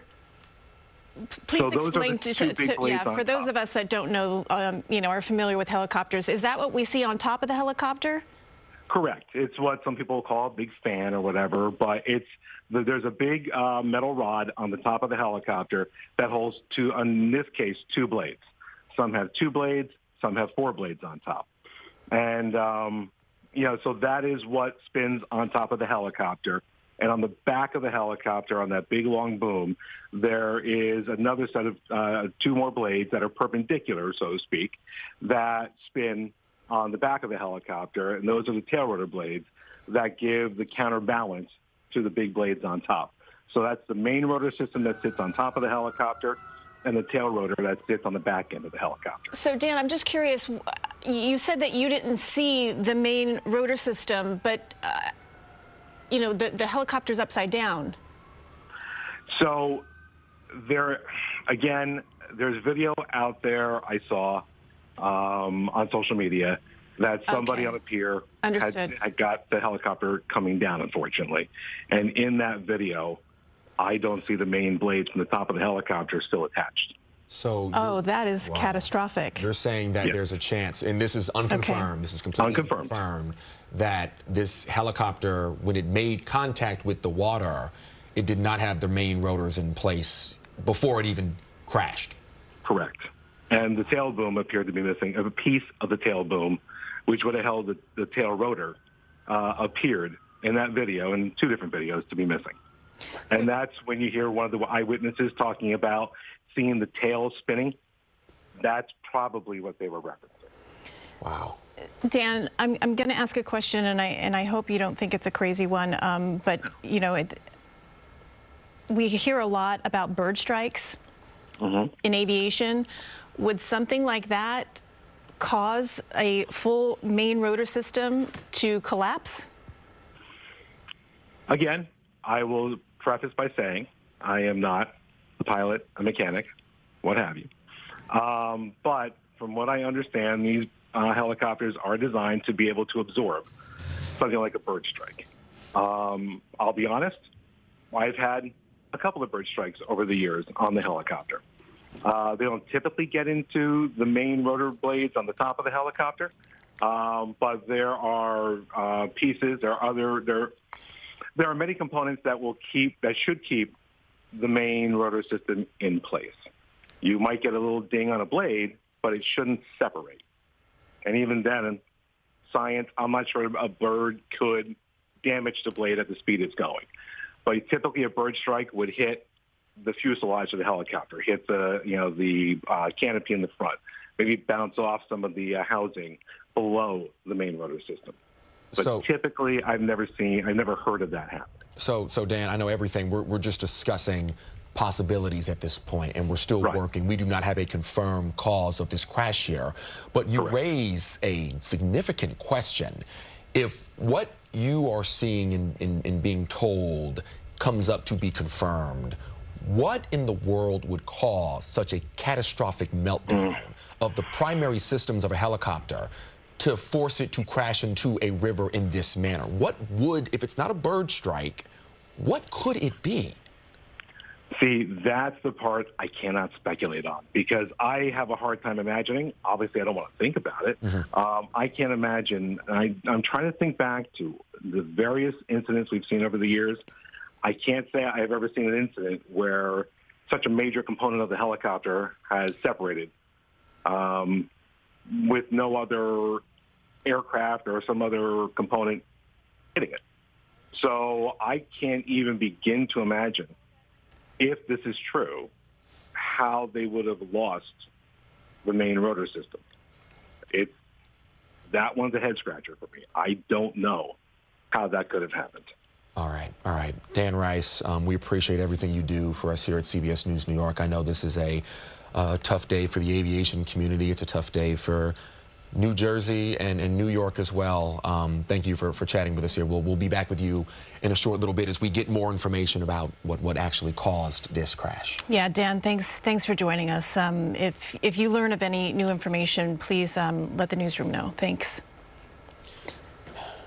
Wow. There's more details are coming out by the minute, by the second. And I believe now we've got meteorologist Rob Marciano, who can give us more perspective on the talk details. about the weather conditions, Rob. I mean, I know that we're expecting some rain, but also wondering, did wind play a role? Could it have played a role? And also, obviously, the temperatures in the Hudson River. Wind, not an issue, really. It was variable, 18, 21 miles per hour. Overcast conditions, visibility, 10 miles, so that's good. Air temperature, 46. So you know, visual flight rules, this is not a problem at all. So this is obviously a mechanical thing.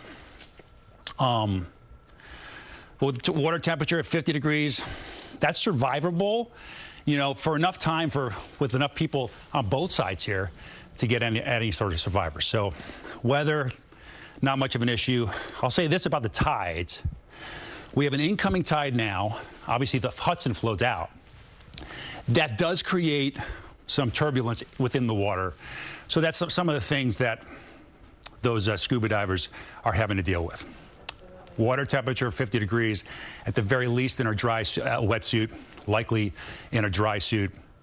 High tide is going to be at about 7:30, 8 o'clock tonight. This time of year, the water is relatively clear. If this were to happen in the summertime, it would be a little bit more murky.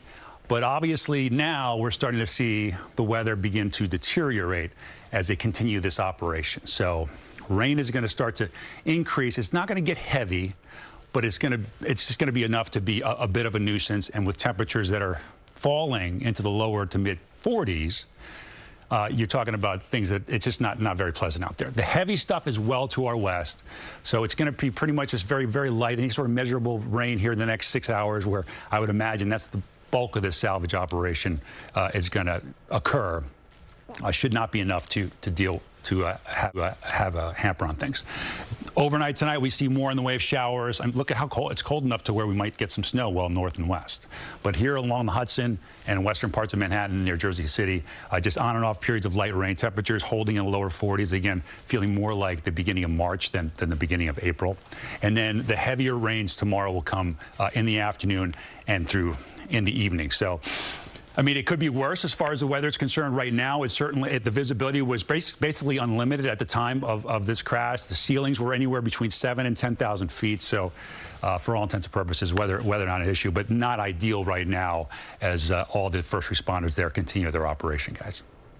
All right, Rob, thank you for that information. As you said, it could be worse, not optimal, but it could be worse for the remainder of the crews that are out there on the Hudson. Appreciate that information. Let's go now to Captain Armin Kurdian, a retired U.S. Navy captain and search and rescue analyst. Armin, thanks for joining us. I just, based on your experience, I'd like to know, do you think were some of the biggest challenges for rescue crews responding to a crash like this in the Hudson River? Certainly. Good afternoon. Obviously, tragic circumstances to come in like this. The biggest problem that they have is obviously going to be time. When a helicopter crashes into water, it's going to invert because it's top heavy. It's the kind of training that I went through as a naval flight officer. When an aircraft goes down, it's going to, even if it's right side up, it's immediately going to flip over as it goes down and either sinks or at least floats as you see where it is. Now, some of the problems that the rescue folks would have, besides the question of time, is, you know, are the rotor blades going to get in the way? Is there a chance that the exposed part of the helicopter may catch on fire, or other jagged edges, broken glass that could affect someone's suit? That water is very cold, and even in protective suits, you only have maybe 20, maybe 30 minutes at the outside before you can actually go. So they have to dive very close to try to get those guys out. But really, when you're under the water for that period of time, these passengers don't have the kind of training that I've had to get out. Plus, frankly, if you lose the rotor blade at any measure of altitude, even if it's just 50 feet, and then you crash ballistic into the water, you're going to, at the very least, be knocked unconscious on impact. And then, you know, pretty much when that rotor goes, you're along for the ride. Sadly, there was probably at that point really nothing the pilot could do. Wow. Okay. And Captain, you've also flown helicopters. What are some of the risks that pilots face when flying over water, especially in a densely populated area like New York City with very, very busy skyways? You know, honestly, it really kind of depends on a lot of factors, whether it's the weather or whether it's ground. Helicopters tend to fly below corridors. I know we went through this whole thing in Reagan National Airport, where you had a helicopter at 500 feet crashing into a commercial aircraft on approach. But these corridors over the Hudson River are well-flown, well-traveled VFR corridors that you don't operate in if visibility is not good enough, if the winds aren't predictable. So they have to meet those minimum requirements, at least 3 miles of visibility in every direction in order to actually go out and fly. I believe below 500 feet, they have to fly, or perhaps higher if that's actually available. So that's something that you have to deal with. I wouldn't say the risks are any more or less flying over land or over water.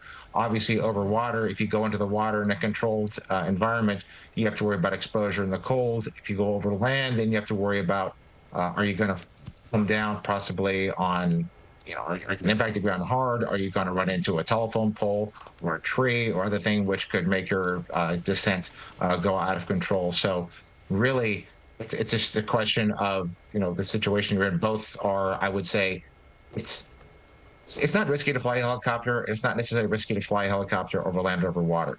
When something goes wrong is when you actually need to have those trained emergency procedures ready to go for whatever happens. So say if they lost engine power, we would have had enough torque left in the rotor blades to basically bring the aircraft down over land. But he had no rotor. So there's just nothing they could do. I want to circle back to just talk a little bit more about what happened. How did this happen? What caused this apparent, what appears to be a malfunction from what we can tell, at least so far? So based on your experience, your expertise, I want to know, what's your instinct telling you? So it could have been, but one of your guests, you had asked your guest, would it be an impact? Could something have impacted the helicopter between the rotor blades right there on the shaft to basically separate the rotors? And while that's theoretically possible, I don't know of any bird that would, number one, be so perfectly placed as to get through the blades and the helicopter and impact with such incredible force for a tourist helicopter that's probably only going maybe 30, 40 miles an hour to cause that to happen, which leaves one of two different options. Number one, there was a material failure. Something physically broke in the shaft, something physically broke in one of the blades that would cause a massive vibration that would have essentially caused the rotor to shake itself apart. That's one. Or two, something just came loose. Something wasn't fixed properly. Something wasn't attached properly. Or perhaps one of the fasteners actually failed that caused, say, a blade to actually come apart. In which case, now what they're going to do is they're going to look at when was the last time the aircraft was maintained? What was the last inspection? What came out? Did they have any problems with that shaft in the past? Were there any problems with the engine? Did they just replace the rotor blades? If they found a material failure, then they're going to want to go back and look at the rest of the Bell 206 helicopters, which may have those same parts, to see if they're actually safe. The Bell 206 is actually a very safe helicopter. It's been around for a very long time, has a very good, solid safety record, and is exceptionally adept for these kinds of purposes. So, when I'm about ready to take a flight, when I'm about ready, after I've boarded, sometimes if I'm sitting next to the window, I notice the pilots outside checking out, the airplane, looking at the tires, looking at the landing gear. What is standard operating procedure, if you can tell us, when it comes to helicopters? Are pilots usually sort of checking things? Is there a protocol in place? Absolutely, and it's not just the pilot; it's the ground maintainers, especially for something that this is a commercial helicopter, because people are paying to go fly on that helicopter. So what are they doing? They're going to check the tail rotor. Are all the fasteners there? Is it properly attached? Are all the skin panels properly attached? Or is the pedostatic tubes, for air temperature and those kinds of things, are they free of debris? Are there any cracks in the window? Are there any leaks? Do you see any visible fluids? Kinds of things. And the maintainers, they're checking the engine. When's the last time the engine was serviced? The pilot's reading the maintenance logbook. When was the last time it was serviced? How much oil is there? How much fuel do I have? So it is a combined effort between the pilot and the folks who actually maintain that helicopter to actually go and check these kinds of things. If it was a material failure or something that was well inside the aircraft, nobody would have seen that on a pre-flight inspection. I don't believe that they would have. And Captain, I want to remind our viewers we are still waiting on a press conference update from the mayor. That could be happening at any moment. So if we have to cut you off, I apologize in advance. Certainly. But when that happens, we will go right to that. In the meantime, though, another question for you here. The Bell 206, it's been around for, I think, 80 years, 1960s maybe. You can correct me if I'm wrong. What kind of information will this helicopter, even in its current state, be able to provide investigators as to why it went down? I know it may or may not have what a lot of people recognize as a black box, but there are other forms of recording, altitude, engines, fuselage, like you said. What else on board could help everybody kind of piece this one together? Well, the aircraft would have a transponder. It would have what's called ADS-B, I believe. Most aircraft have that, which is a method of basically broadcasting outside of the aircraft. This is as fast as I'm going. This is my altitude. This is who I am. And then, you know, some vehicles also have a way of sucking in that information. You would have air traffic control. It would be on radar, so they would cross-check what the air traffic control was showing on its radar and transponder with what the aircraft was reporting. And then at that point, it's also a question of what was the position of the flight controls, the position of the cyclic and the stick and the controls basically that the pilot had. Of course, it's possible that it might have changed depending on what the aircraft is, but some of these systems may have a computer that is recording this data that could actually be recovered and pulled out. So it's really kind of depend on the configuration of this aircraft. But really what they're going to be doing is once they pull that aircraft out, then they're going to take a look and see what happened at the top. Look at a clean break, or if they see something that was actually wrenched. You know, as hard as that aircraft hit the water, it wouldn't be necessarily something so powerful that I think it would actually break the shaft. So if you see the shaft is actually broken or torn, the engineers will know what kind of stresses would cause what kind of damage. So really, that's going to be your first thing. They're going to pull it out. They're going to take a look at it, because if there is some kind of material failure, which could be systemic to other parts or some other maintenance procedure that was not followed properly, which could have possibly been done on other helicopters, they need to know that as soon as possible. All right. Armin Kurdian, retired captain with the U.S. Navy. Thank you for your insight. You've been very helpful to help us understand the different possible scenarios and what is next to come. We do appreciate your time. Certainly. Have a nice day. We're now going to continue our breaking news coverage here with Allie Bauman. She's been live right now on Pier 40. She's got some new information for us. Allie, what are you learning?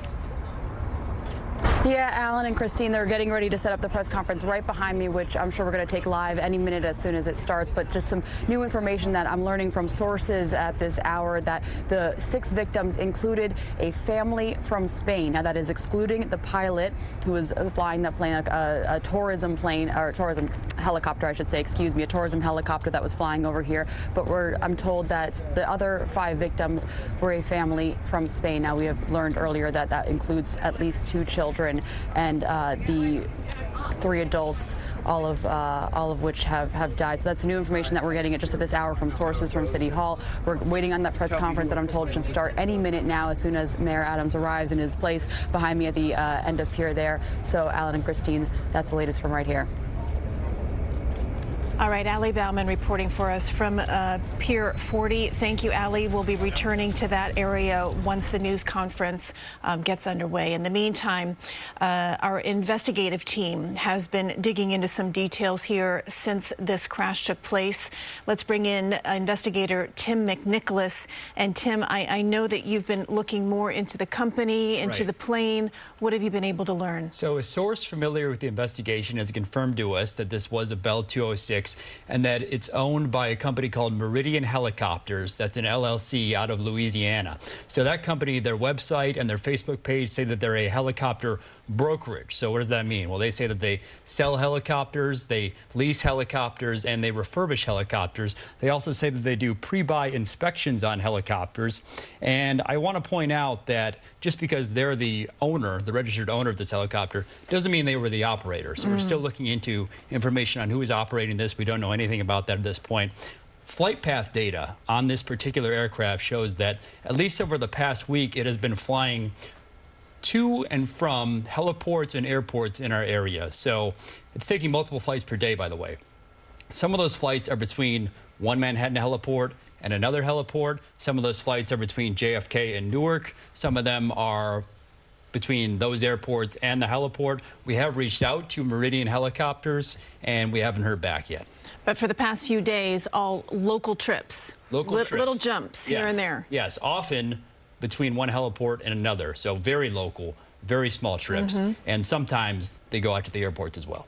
Do we have any information on this trip? A takeoff point, intended destination at any point? Well, I heard Ali Bauman report actually earlier that it took off, at least on this particular trip, from Lower Manhattan. So that was yet another small trip in that instance as well, as far as we know. All right, Tim, we'll let you get back to work. Sure. And when you get some more information, we'll see you back here. Sure. Right, Thank Tim. you. Thank you. Let's go out to Lori Bordenero now. She's been talking with people who actually heard the crash and also looking there in the aftermath of what has happened. She joins us now once again from Jersey City. Lori? And Christine, we talked to one man a little bit earlier who told us he was just looking out his window and he actually saw that helicopter just descend very quickly into the river. But I want to show you actually what's going on here right now. You can see the FDNY Marine units. They're out here on the water. And also you can see that yellow boat there with the crane that they are getting ready to take that helicopter out of the water. You can see it right there by the pier. Divers have been going in and out of the water. There are emergency crews and ambulances there on standby. We have seen some debris, what appears to be parts from the helicopter floating in the water here. One witness we spoke with tells us he actually saw a broken rotor from the helicopter. Everyone here telling us the same thing, that they heard a loud boom, something unusual that sounded more like an explosion. Take a listen. From my window, I just saw like the black parts of the helicopter probably fly off of it. And I guess I was just hearing from some other people too that it was probably like parts of the propeller or something. They're always flying around here, always super low. And I saw some ferries still like riding in the water, so I didn't think anything happened in the water either. And again, back here live, you can see the FDNY boats as this investigation is underway. At this point, we don't know yet what went wrong here, but again, a catastrophic event here on the Hudson River. We'll send it back to you. Lori, I know that as the day's gone on, the mood has changed for a lot of people who may be out there watching this whole thing unfold. At first, we were hoping we would see rescue missions. We then learned about the fatalities. What is the mood there where you're at with the people nearby, with investigators, with NYPD? Set the scene for us. Yeah, Ellen, a lot of people here in this neighborhood just sort of milling about here. They're standing on the waterfront, just sort of want to see what's going on. There's a little bit of a somber feeling here. People here tell us that they're used to hearing these helicopters daily, but again, they heard something unusual this time around. It was a little bit frightening, some say, at first, and of course, now hearing what happened, certainly a very sad feeling here in this neighborhood. Back to you. And Lori, our viewers at home, you can't see it, but our viewers at home can see we do have the live image up of the press conference we're waiting on right now. We are still waiting on the officials to actually take that podium there and update us with the latest that they have. That's something that they said was going to be coming around 5:30. But of course, there's a lot of information that they're trying to piece together right now, Christine. Absolutely. Folks, if you're just joining us at home, if you're just getting home from running errands, picking up your children, coming back from practice, coming back from work. It's just past 5:30 this evening, and we can tell you that a helicopter crashed into the Hudson River around 3:15 this afternoon, and sadly, 6 people on board all died. We can also tell you that the last crash in the Hudson River happened nearly 6 years ago. The pilot was the only one actually on board that survived the crash. This happened near the Lincoln Tunnel on May 15th of 2019. The pilot said that he was actually trying to land, and then he felt something wrong and then crashed when he tried to pull up. And on March 11th, 2018, 5 people were killed when their charter helicopter went down in the East River that time. The pilot survived. It was an open-door flight, and that crash led to legislation and an eventful ban on open-door helicopter flights here in the city. And then taking another look here, a little bit deeper dive into all of the incidents that have taken place here locally. In October of 2011, a woman died when a helicopter crashed into the East River. Rescuers there arrived to find 2 men, as you can see here from this file video from our archives, clinging to that overturned chopper. The pilot and the 3 passengers all survived. And then going back to August 2009, a sightseeing helicopter carrying Italian tourists collided with a private plane over the Hudson River, killing 9 people on board that time. We're getting audio for the first responders being dispatched from the scene. I believe this just got into our newsroom. We're going to take a listen in on this really quick. Special Traffic Service New York has received a report of a helicopter crash in vicinity of the Holland Tunnel vents on the New Jersey side. Yeah, I've located the chopper. It's north of the vents right here, right where I'm sitting. It's upside down in the water here. All traffic into the North River, coming out of the North River, is to be diverted. On the NYPD boat off the Holland Tunnel vents, it looked like a section of it went down a little bit further to the north, closer towards like the statue with the tail section almost. So that is information, the exact conversations that law enforcement were having back and forth as they tried to piece together what happened there in the Hudson. We heard them recall seeing the helicopter upside down in the water. They spoke it was there near the Holland Tunnel vents. This is all information, of course, we've been able to confirm here over the last couple of hours. At that moment, of course, law enforcement was unaware of how many were on board, the condition of the people on board. The first ones that got there were other boats and tourists and the sightseeing boats in the area there. NYPD came shortly after. Yeah, but the last recording that we heard there, Alan, is of particular interest because the operator mentions that other parts of that helicopter are in another area. Saying that it was more towards the statue.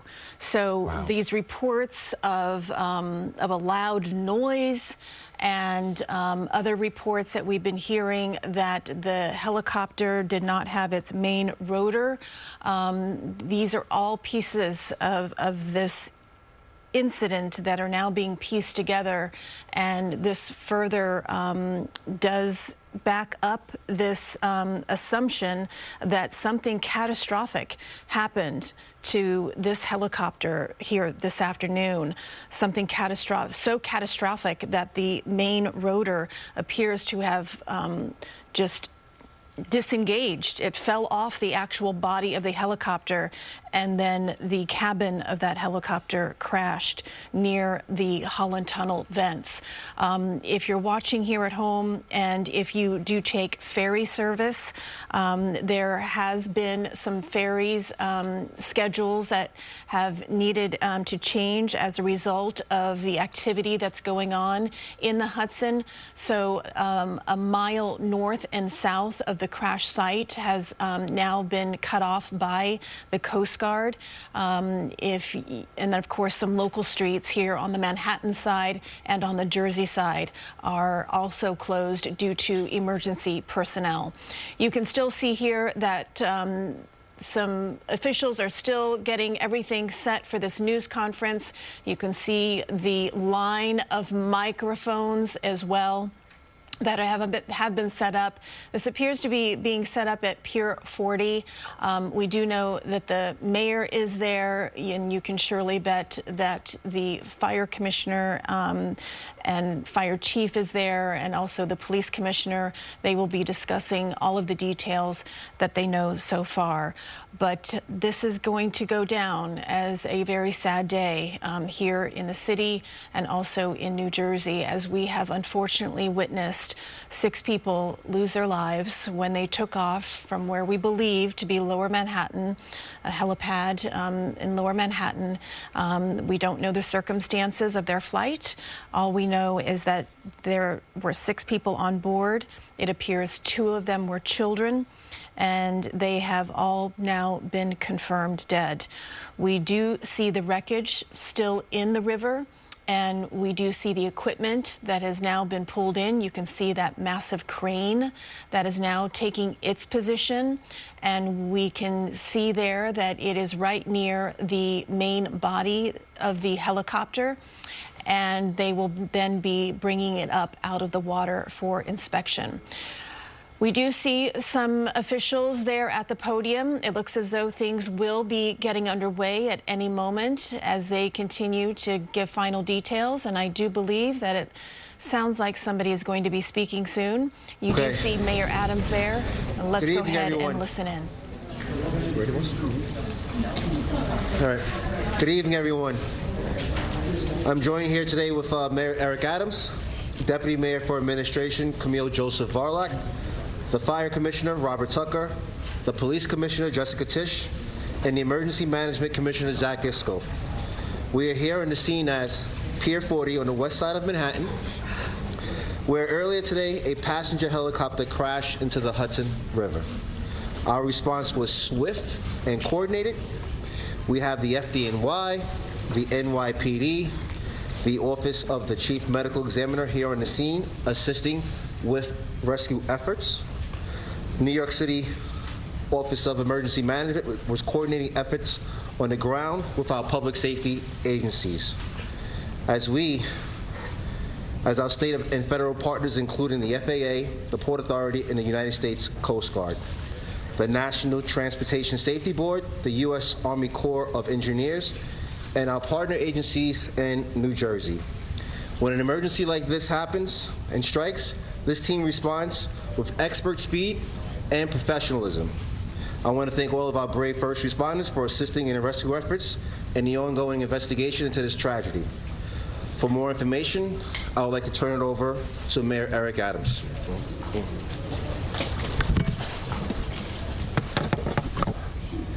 Thanks so much, DM Daughtry. Our hearts go out to the family of those who were on board and all 6 who were on board of the helicopter. It's almost reminiscence of the plane going down here on the Hudson River, but thank God we didn't lose any lives back then. It's still fresh and it's still new. The investigation is ongoing, and we have the entire family members. We're lifting them up in prayer. Here's what we know at this time. At approximately 3:17 this afternoon, we began receiving multiple calls for a helicopter that crashed in the water. These calls generated the response of many agencies, as Deputy Mayor Daughtry stated, including FDNY, NYPD, the Port Authority, and our Jersey partners, the police officers in Jersey as well, and the Coast Guard. 3 adults and 3 children were on board a Bell 206 helicopter that had left from the downtown Skyport just about 3 p.m. The pilot and the family visiting from Spain, what our preliminary information has at this time. Members of the FDNY and NYPD harbor units arrived at the scene, and divers from both agencies entered the water. At this time, all 6 victims have been removed from the water, and sadly, all 6 victims have been pronounced deceased. Again, we're praying for the families and our gratitude to the rescuers and the courage that was displayed in their dedication. I will now turn it over to Fire Commissioner Tucker. Thank you, Mr. Mayor. Good afternoon, everyone. As the mayor said, at approximately 3:15 this afternoon, numerous calls were received for a helicopter crash in the Hudson River. We have FDNY assets right up the road here, and we launched our boats immediately.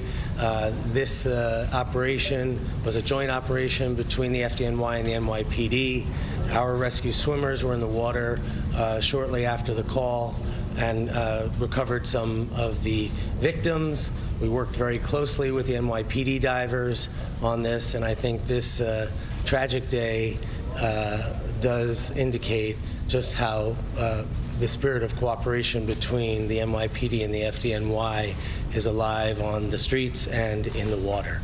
So thank you very much. Good afternoon. The mayor covered most of it, but perhaps I have a few details to add here.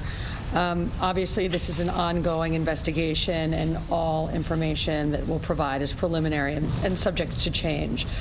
At approximately 3:17 this afternoon, multiple 911 calls started coming in reporting a helicopter crash in the Hudson River near the New Jersey coastline off the coast of River Drive in Hoboken. NYPD units from aviation, harbor, scuba, and patrol all responded, with our first units arriving at the site within minutes. Our NYPD divers entered the water along with rescue personnel from FDNY, Port Authority, and various New Jersey agencies. According to the manifest, aboard the helicopter were 6 people, 1 pilot, 2 adults, and 3 children. NYPD divers pulled 4 people from the crash site, and FDNY divers recovered an additional 2. Immediate life-saving measures were undertaken on the vessels at the scene, as well as the adjoining pier.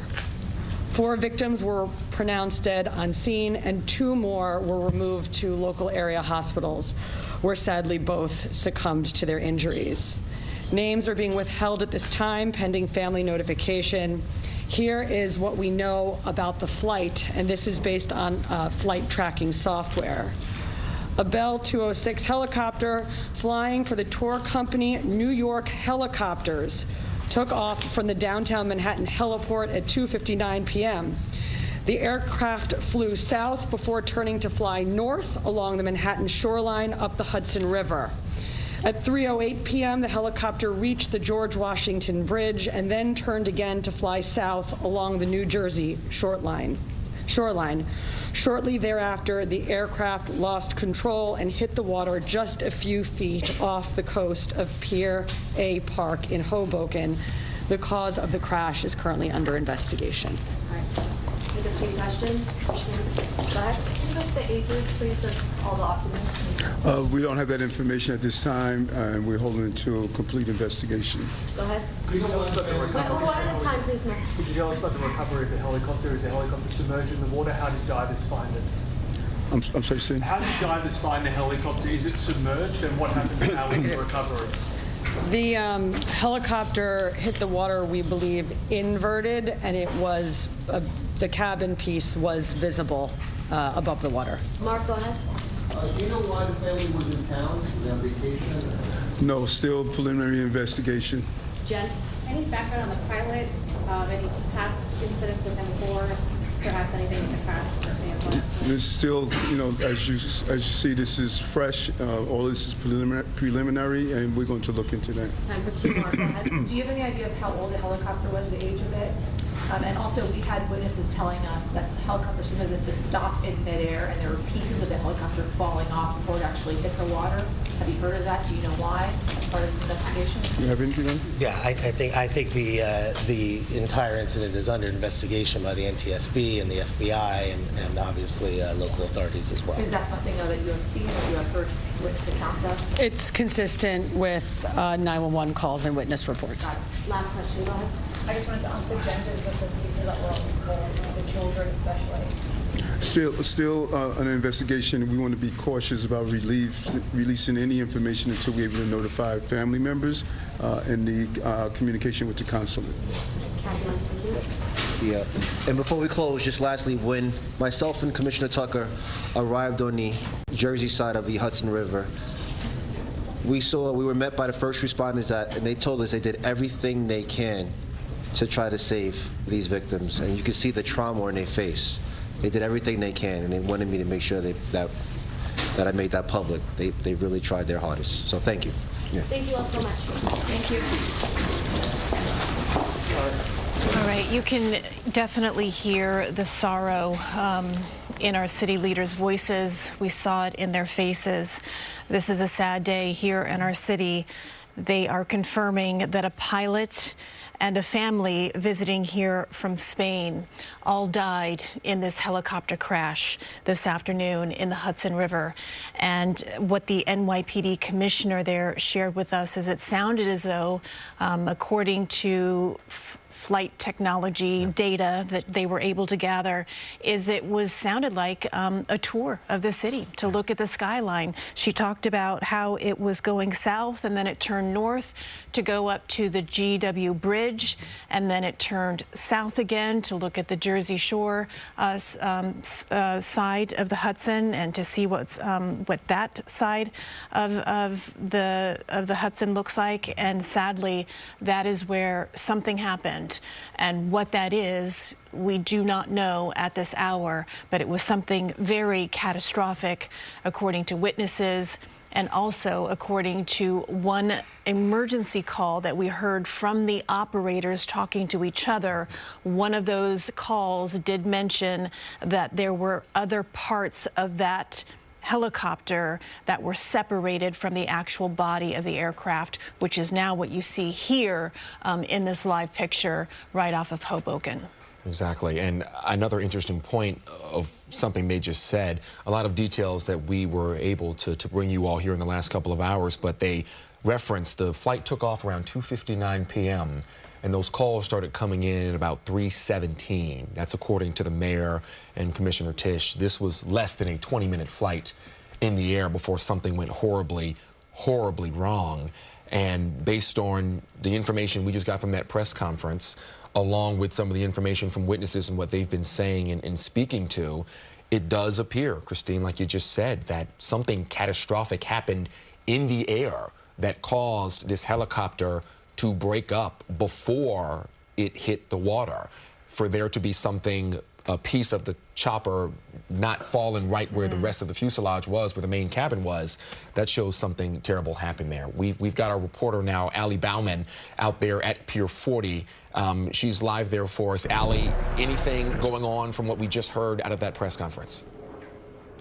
Yeah, Alan, as you mentioned, that press conference just wrapped up. We're now seeing those city officials leaving Pier 40 here. I'm going to have them pan over to you, going back into the building at Pier 40 and walking out towards the main area. Now, to recap what we learned in that press conference, that was the mayor speaking, the police commissioner, the FDNY commissioner, the deputy commissioner of operations for the NYPD, saying, of course, that their hearts go out to that family that was on board, that family of 5 tourists from Spain, we've learned, 3 children and 2 adults in the family, and then the pilot as well. So that brings the total to 3 children and 3 adults on the helicopter. All of them have passed. Now, the mayor said that it was a Bell 206 helicopter that left from a downtown Skyport at around 3 p.m. going on a tour of, over New York City, as so many do. The commissioner was saying, my notes as I was standing over there at the press conference, the NYPD commissioner was saying that according to the manifest on board, it appears that Bell 206 was operating with New York Helicopters Tour Company, and it had taken off at around 3 o'clock. It flew south before going north at 3:08 p.m. The commissioner says that the helicopter reached the George Washington Bridge, then turned to fly south, and that's when she said the helicopter appears to have lost control and hit the water feet off of the coast of Hoboken on the Jersey side of the Hudson River. And within minutes, the NYPD, FDNY, Coast Guard were on scene. Some were taken to the hospital, but four were pronounced dead on scene. 2 were taken to the hospital where they died from their injuries. So again, all 6 people on board are dead, including a family of 5 from Spain. Christine and Alan. Thank you so much for that update. A lot of new information to continue to sift through out of that presser, and new information that I'm sure will come forward as well. Our coverage of this tragedy on the Hudson River continues. The news at 6 starts right now.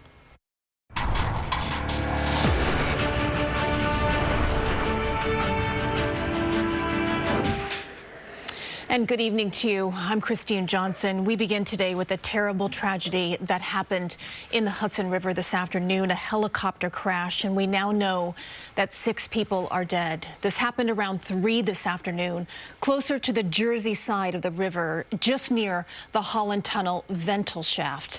And we're also learning here tonight that 3 adults and 3 children. The victims included a family here visiting from Spain. Officials say that all of the bodies have been recovered. Taking a live look now at the picture of the scene, we can see here from this map that gives you a better idea of exactly where the crash happened, and then now these live pictures of the scene where you can still see NYPD and also FDNY water vessels still at the scene. The body of the helicopter is still submerged in the Hudson. They did bring in a giant crane that is on top of a boat, and they will then be recovering the fuselage of the helicopter for examination. We're also hearing some of the audio from when first responders were first dispatched to the scene. Take a listen. Vessel Traffic Service New York has received a report of a helicopter crash in vicinity of the Holland Tunnel vents on the New Jersey side. Yeah, I've located the choppers north of the vents right here, right where I'm sitting. It's upside down in the water here. All traffic into the North River, coming out of the North River, is to be diverted. On the NYPD boat off the Holland Tunnel vents, it looked like a section of it went down a little bit further to the north, closer towards like the statue with the tail section almost. Our team headed straight to the scene as soon as this news broke this afternoon, and we have team coverage here at 6. Let's begin with Jennifer Bisram. She was on location at Pier 40 when city officials held their news conference just moments ago. Jennifer. Hi, Christine. City officials just wrapped up that press conference about 5 minutes ago. Again, just talking about what a sad day in New York City this is. 6 people lost their lives after a helicopter they were in crashed into the Hudson around 3:15 this afternoon. Officials saying those 6 people included a pilot, a couple, and 3 kids on that helicopter. We're told that the family on that helicopter was visiting here from Spain. Again, this happened around 3:15 this afternoon, and we're told that the helicopter was from a downtown skyport. Again, they took off for a tour here in the city, and as soon as that helicopter went into the Hudson, officials say they got several calls of this happening. Rescue swimmers went in, dive teams went in from FDNY, NYPD, all going in, doing their best they can to find that helicopter first and foremost, and then get everyone out. We're told that that pilot was found dead inside. We're told that the rest of the people who were inside that helicopter were rescued, and most of them died on scene. 2 were taken to local hospitals where they did pass away from their injuries. And one thing the deputy commissioner said as the press conference wrapped up was that those rescue crews wanted to make sure that they did the best they could to try to save everybody on that helicopter. But as you know, sadly, that did not happen. The investigation is ongoing. It's still unclear what went wrong. And of course, as we get more information, we will certainly bring that to you. Guys. Absolutely, Jennifer. Thank you for that update from your position there at Pier 40. Also at Pier 40 for us here tonight is Allie Bauman. She continues our team coverage. And Allie, I know that you mentioned that you saw some of those members of the dive team that returned back to the pier, and the looks on their faces was just utter devastation. Yeah, Christine, about, maybe an hour and a half or so after the plane went down, we saw FDNY boats arriving here at Pier 40, and some of the divers, coming out dripping wet in their wetsuits, and just their faces completely dropped after we had learned that all 6 people on board had died. Now, earlier this afternoon, we did speak to one witness over at Pier 40 here who saw the plane, or who saw the helicopter, go down. He said that he saw the tail of the helicopter pop off, is what he said, and he saw the main rotor then come off, and says that the helicopter then appeared to fall backwards into the water. Now, as we heard in the press conference, the police commissioner said that helicopter ended up just, falling into the Hudson River just feet off of the coast of Hoboken. It was around 3:08 p.m., shortly after it had reached the George Washington Bridge and then turned to fly south, lost control. So it is just an absolutely heartbreaking scene here on this cold and rainy day at the Hudson River, between witnesses who saw this sight that they cannot unsee, as well as those divers who just, appeared to just be completely crestfallen as they were coming out of this freezing cold water after those 6 people had been pronounced dead. Christine? Their efforts, Ali, certainly not unnoticed by all of us here in the tri-state area. We know how much dedication is required to do what they do every day, and when they are called to go save a life and it is just utterly out of their control, it's a tough day, to say the least.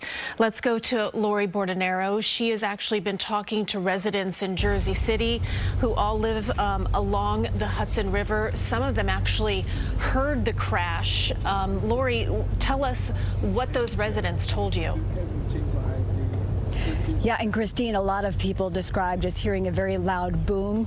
One witness we spoke with says he saw that helicopter come crashing down. He says it happened very, very quickly. But I want to show you here what's going on over on the New Jersey side. The FDNY Marine units are still out on the water. That yellow boat there you see with the crane will eventually pull that helicopter out of the water. We're also seeing parts of the helicopter floating here. A brown seat we saw, part of the door, as well as safety pamphlets. One witness we spoke with tells us he actually saw a broken rotor from the helicopter.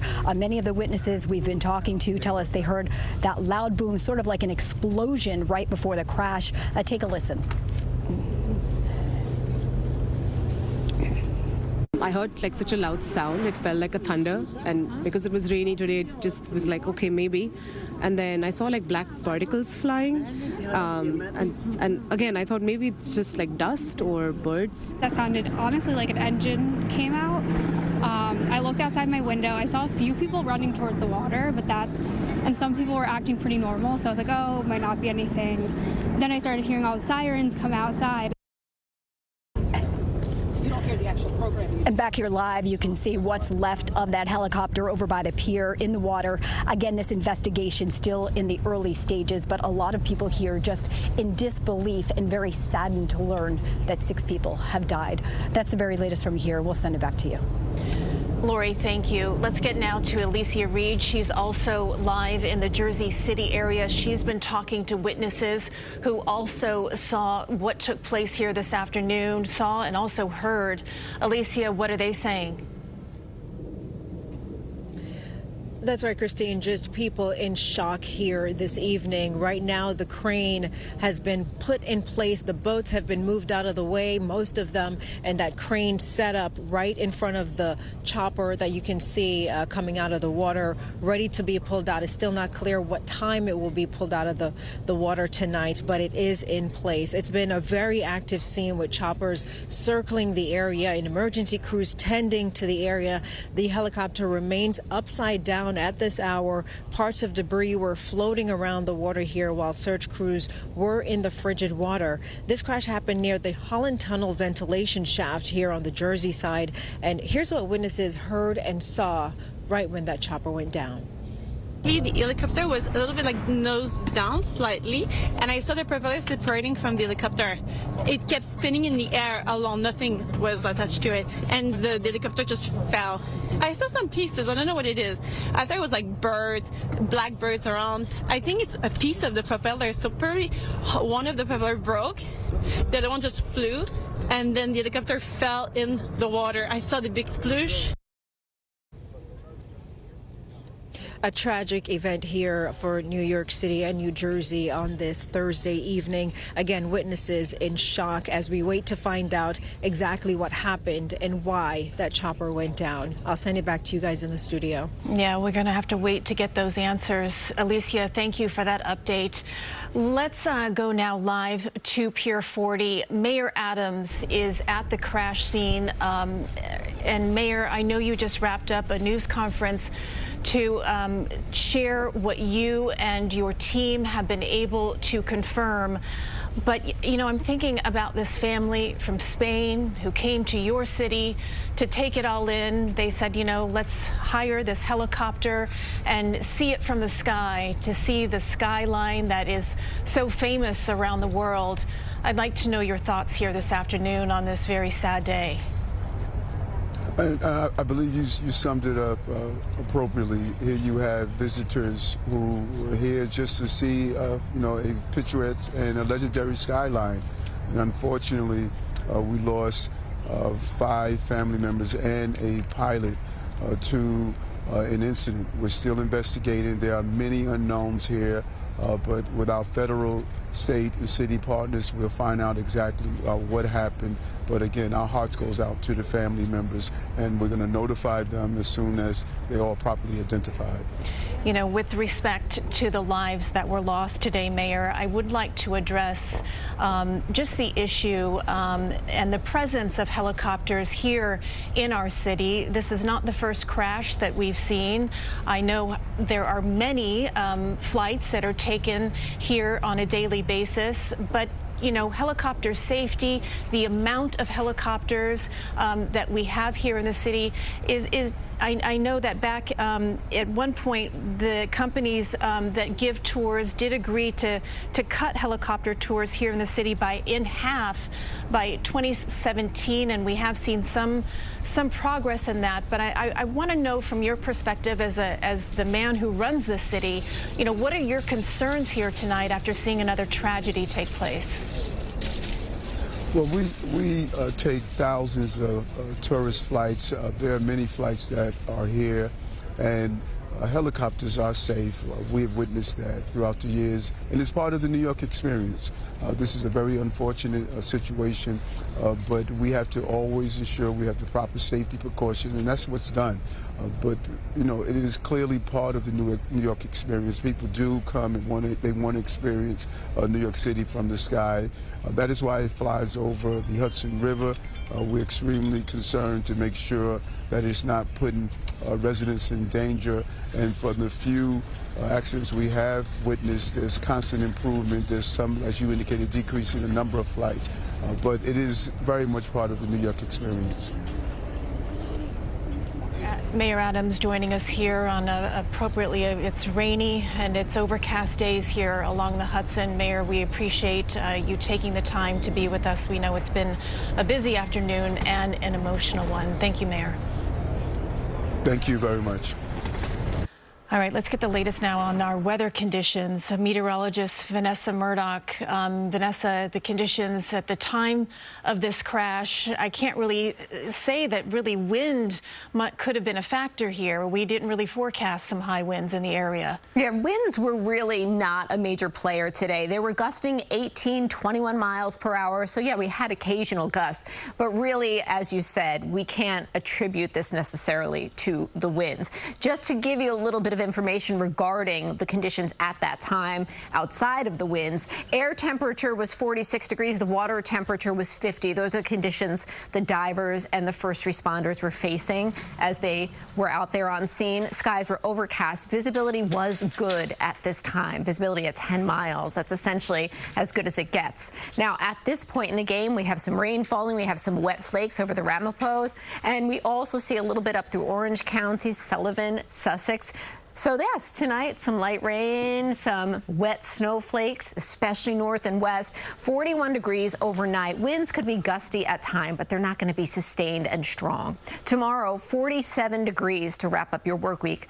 What happens tomorrow? It's going to be chilly and damp for the duration. It is also more breezy tomorrow.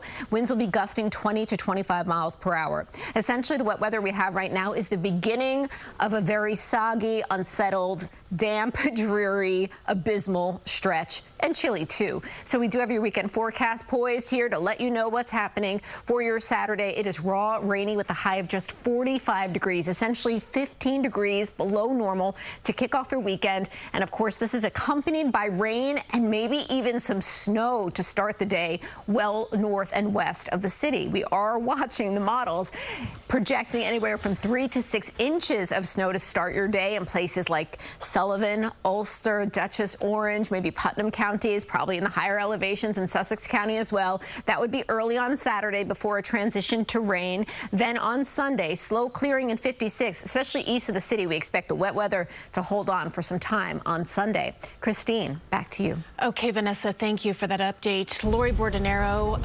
continues our team coverage. She has been talking to residents in Jersey City, some of them even hearing the crash. Lori, have you been able to learn anything more?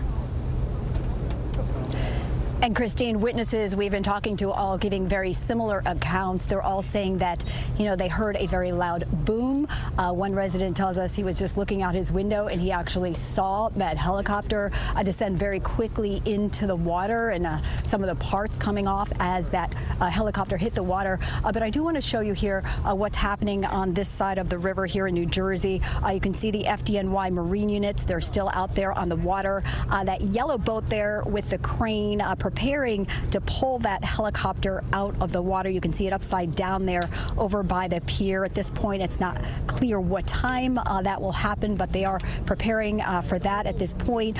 We do see a lot of emergency services, ambulances out there. We saw divers in the water earlier. We're also seeing parts of that helicopter floating down the river here. We saw a brown seat. We saw part of the door, as well as safety pamphlets in the river. One witness we spoke with tells us he actually saw a broken rotor from the helicopter, and many of the witnesses we've been talking to, again, describing a very loud boom, sort of like an explosion right before that crash. Take a listen. I heard like such a loud sound. It felt like a thunder, and because it was rainy today, it just was like, okay, maybe. And then I saw like black particles flying, and again, I thought maybe it's just like dust or birds. That sounded honestly like an engine came out. I looked outside my window. I saw a few people running towards the water, and some people were acting pretty normal. So I was like, oh, might not be anything. Then I started hearing all the sirens come outside.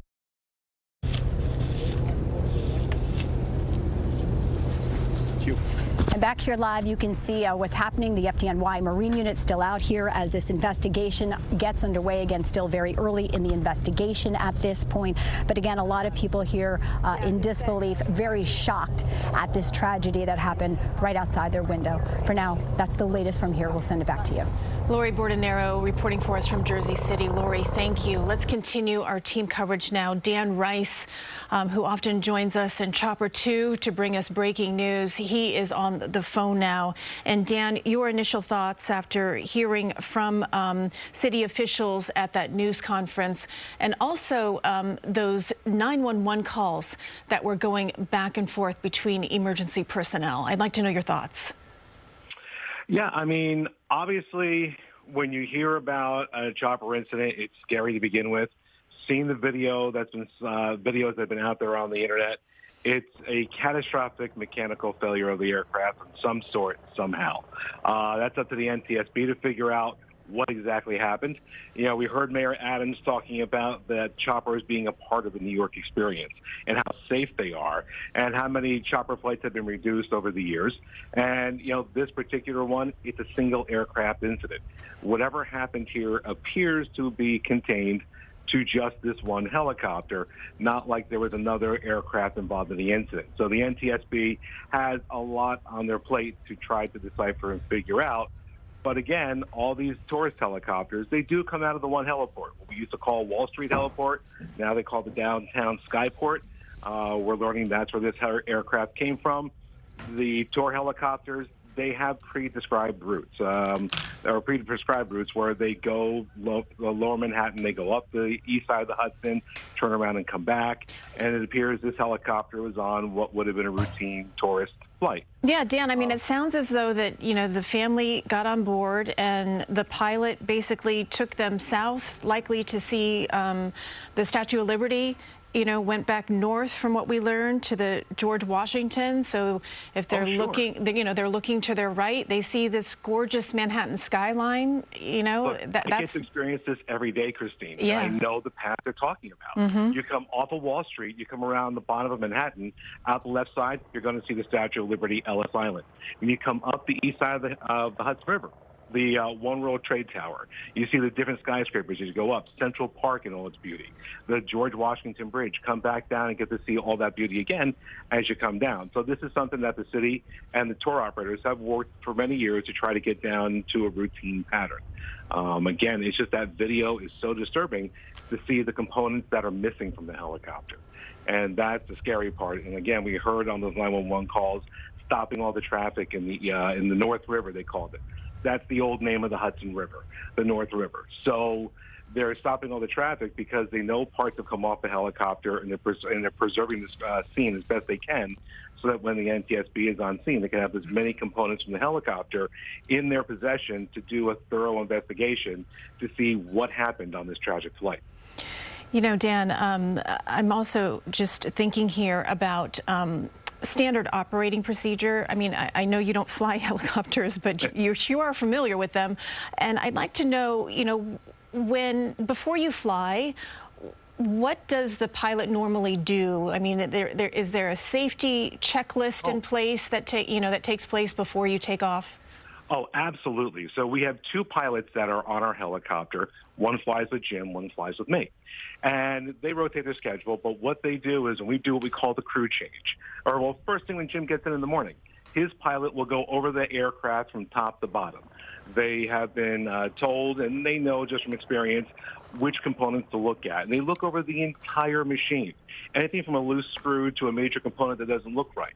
They will go over it from top to bottom every single day that they fly the helicopter. At 2 o'clock, when I come in and Jim leaves and his pilot leaves, my pilot then goes over the aircraft. Same procedure. They look at every moving component, because think about it, there are many moving components on this aircraft when we're flying, from the main rotor blade on the top, the main rotor or the tail rotor on the back, you have the engine, all the other components. It's a very busy machine. So these pilots, our pilots, always, from top to bottom, every single day, will go over that aircraft, even if we're not flying. They'll go over and check every piece of the helicopter. In addition to that, every piece of that helicopter has a timed out component. Our maintenance staff tracks how many hours each component has been in service on the aircraft. And when it hits a certain number, depending on the component, it gets swapped out. And so there's a lot that goes into flying a helicopter for sure. Absolutely. Dan, on days like this, I'm reminded to let people that I know and I respect how much they're appreciated, and we certainly appreciate you. Thanks for joining us here to take a part in our team coverage, Dan. Thank you. Thank you. Thanks, Christine. All right, let's bring in Tim McNicholas as we continue our team coverage of this tragic helicopter crash in the Hudson. Tim, I know that you've been looking into the company that operates this tour of the city and also the actual owners of the helicopter. Right. What have you been able to find out? So let's start with the owner. A source familiar with the investigation has confirmed to us that this helicopter is owned by a company called Meridian Helicopters. It's an LLC based out of Louisiana. So this company, their Facebook page and their website are no longer working right now, but we were able to get a look at those sites, those pages, before that happened. And what we learned is that this company describes themselves as a helicopter brokerage. So what does that mean? Well, they say that they sell helicopters, they lease helicopters, and they also refurbish helicopters. They also say that they do pre-buy inspections on helicopters. Now, flight path records for that particular aircraft, those records show that this helicopter had been moving, at least for the past week or so, from heliports and other heliports in our area, or from heliports to airports in our area. So very local travel. It at times had been traveling from one heliport in Manhattan to another heliport. At times it had been traveling from one heliport to an airport. It would go from JFK to Newark, or maybe back to another heliport So after that. it sounds like quick commuter trips, so to speak. Quick commuter trips, exactly right. And I pointed out in the 5 o'clock hour that just because this aircraft is registered to Meridian Helicopters LLC doesn't mean they are the operator. And now we know that, according to the police commissioner, it was not operated by Meridian Helicopters LLC. It was operated by a company called New York Helicopters, according to the police commissioner. So we've reached out to both those companies, and we're waiting to hear back. Absolutely. All right, Tim, thank you for digging in and finding out that information for us and confirming it as well. If you learn anything else, please let us know. Sure. Let's continue our team coverage now. CBS's Ali Bauman, she remains at Pier 40, where there has been a massive presence of NYPD and FDNY. It's also where city officials just wrapped up their news conference. Ali, what are you hearing? Yeah, Christine, so I want to, kind of go through the timeline a little bit of what exactly happened here today. We know at 3 o'clock that helicopter took off from downtown Skyport. It was with New York Helicopters. It had been flying south before going north, and then the police commissioner said at 3:08 p.m.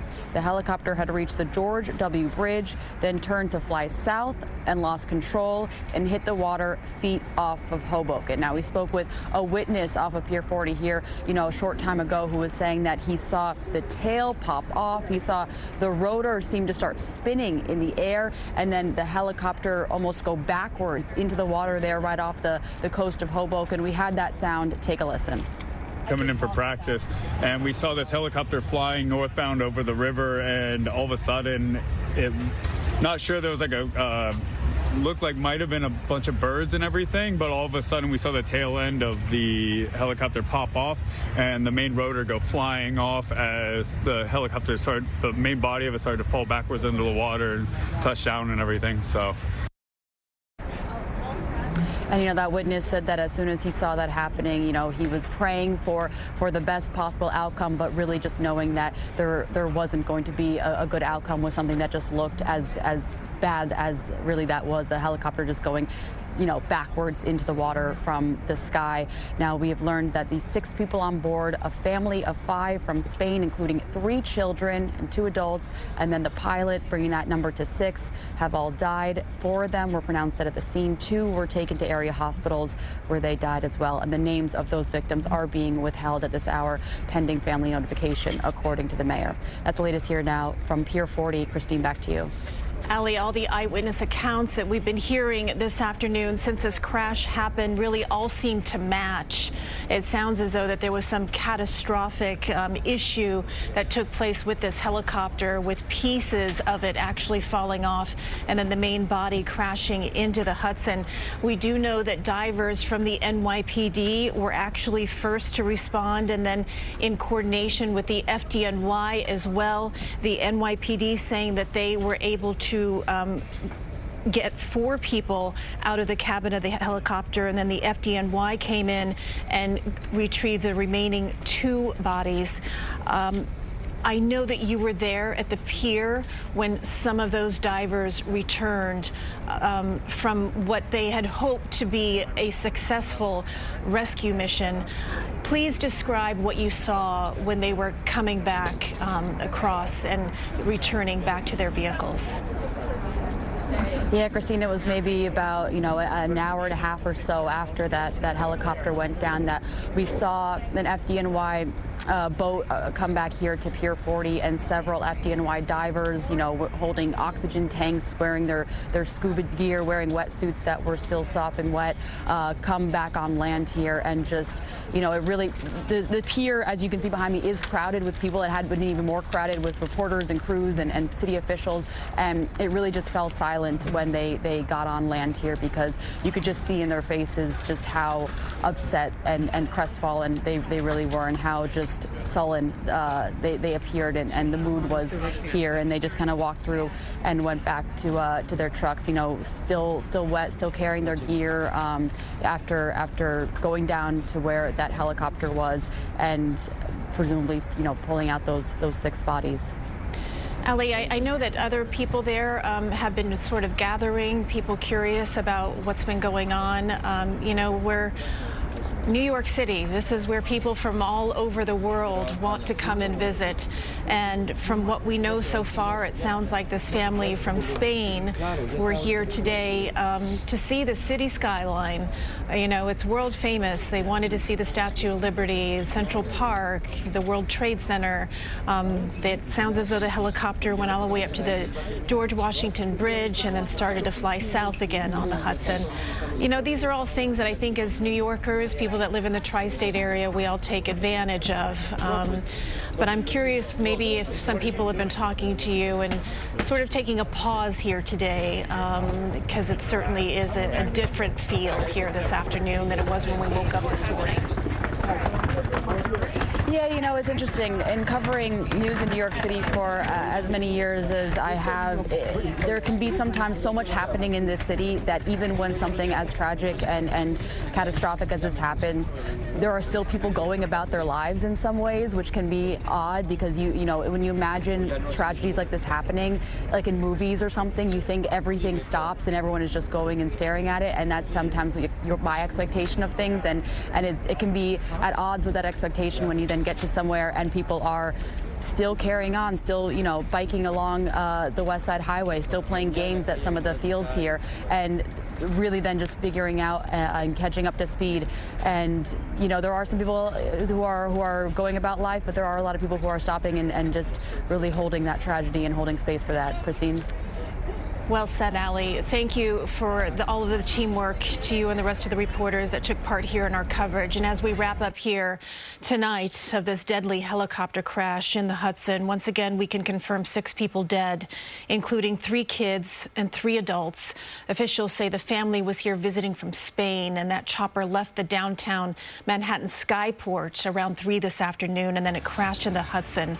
Divers searching the waters to recover all 6 bodies. The cause still unknown.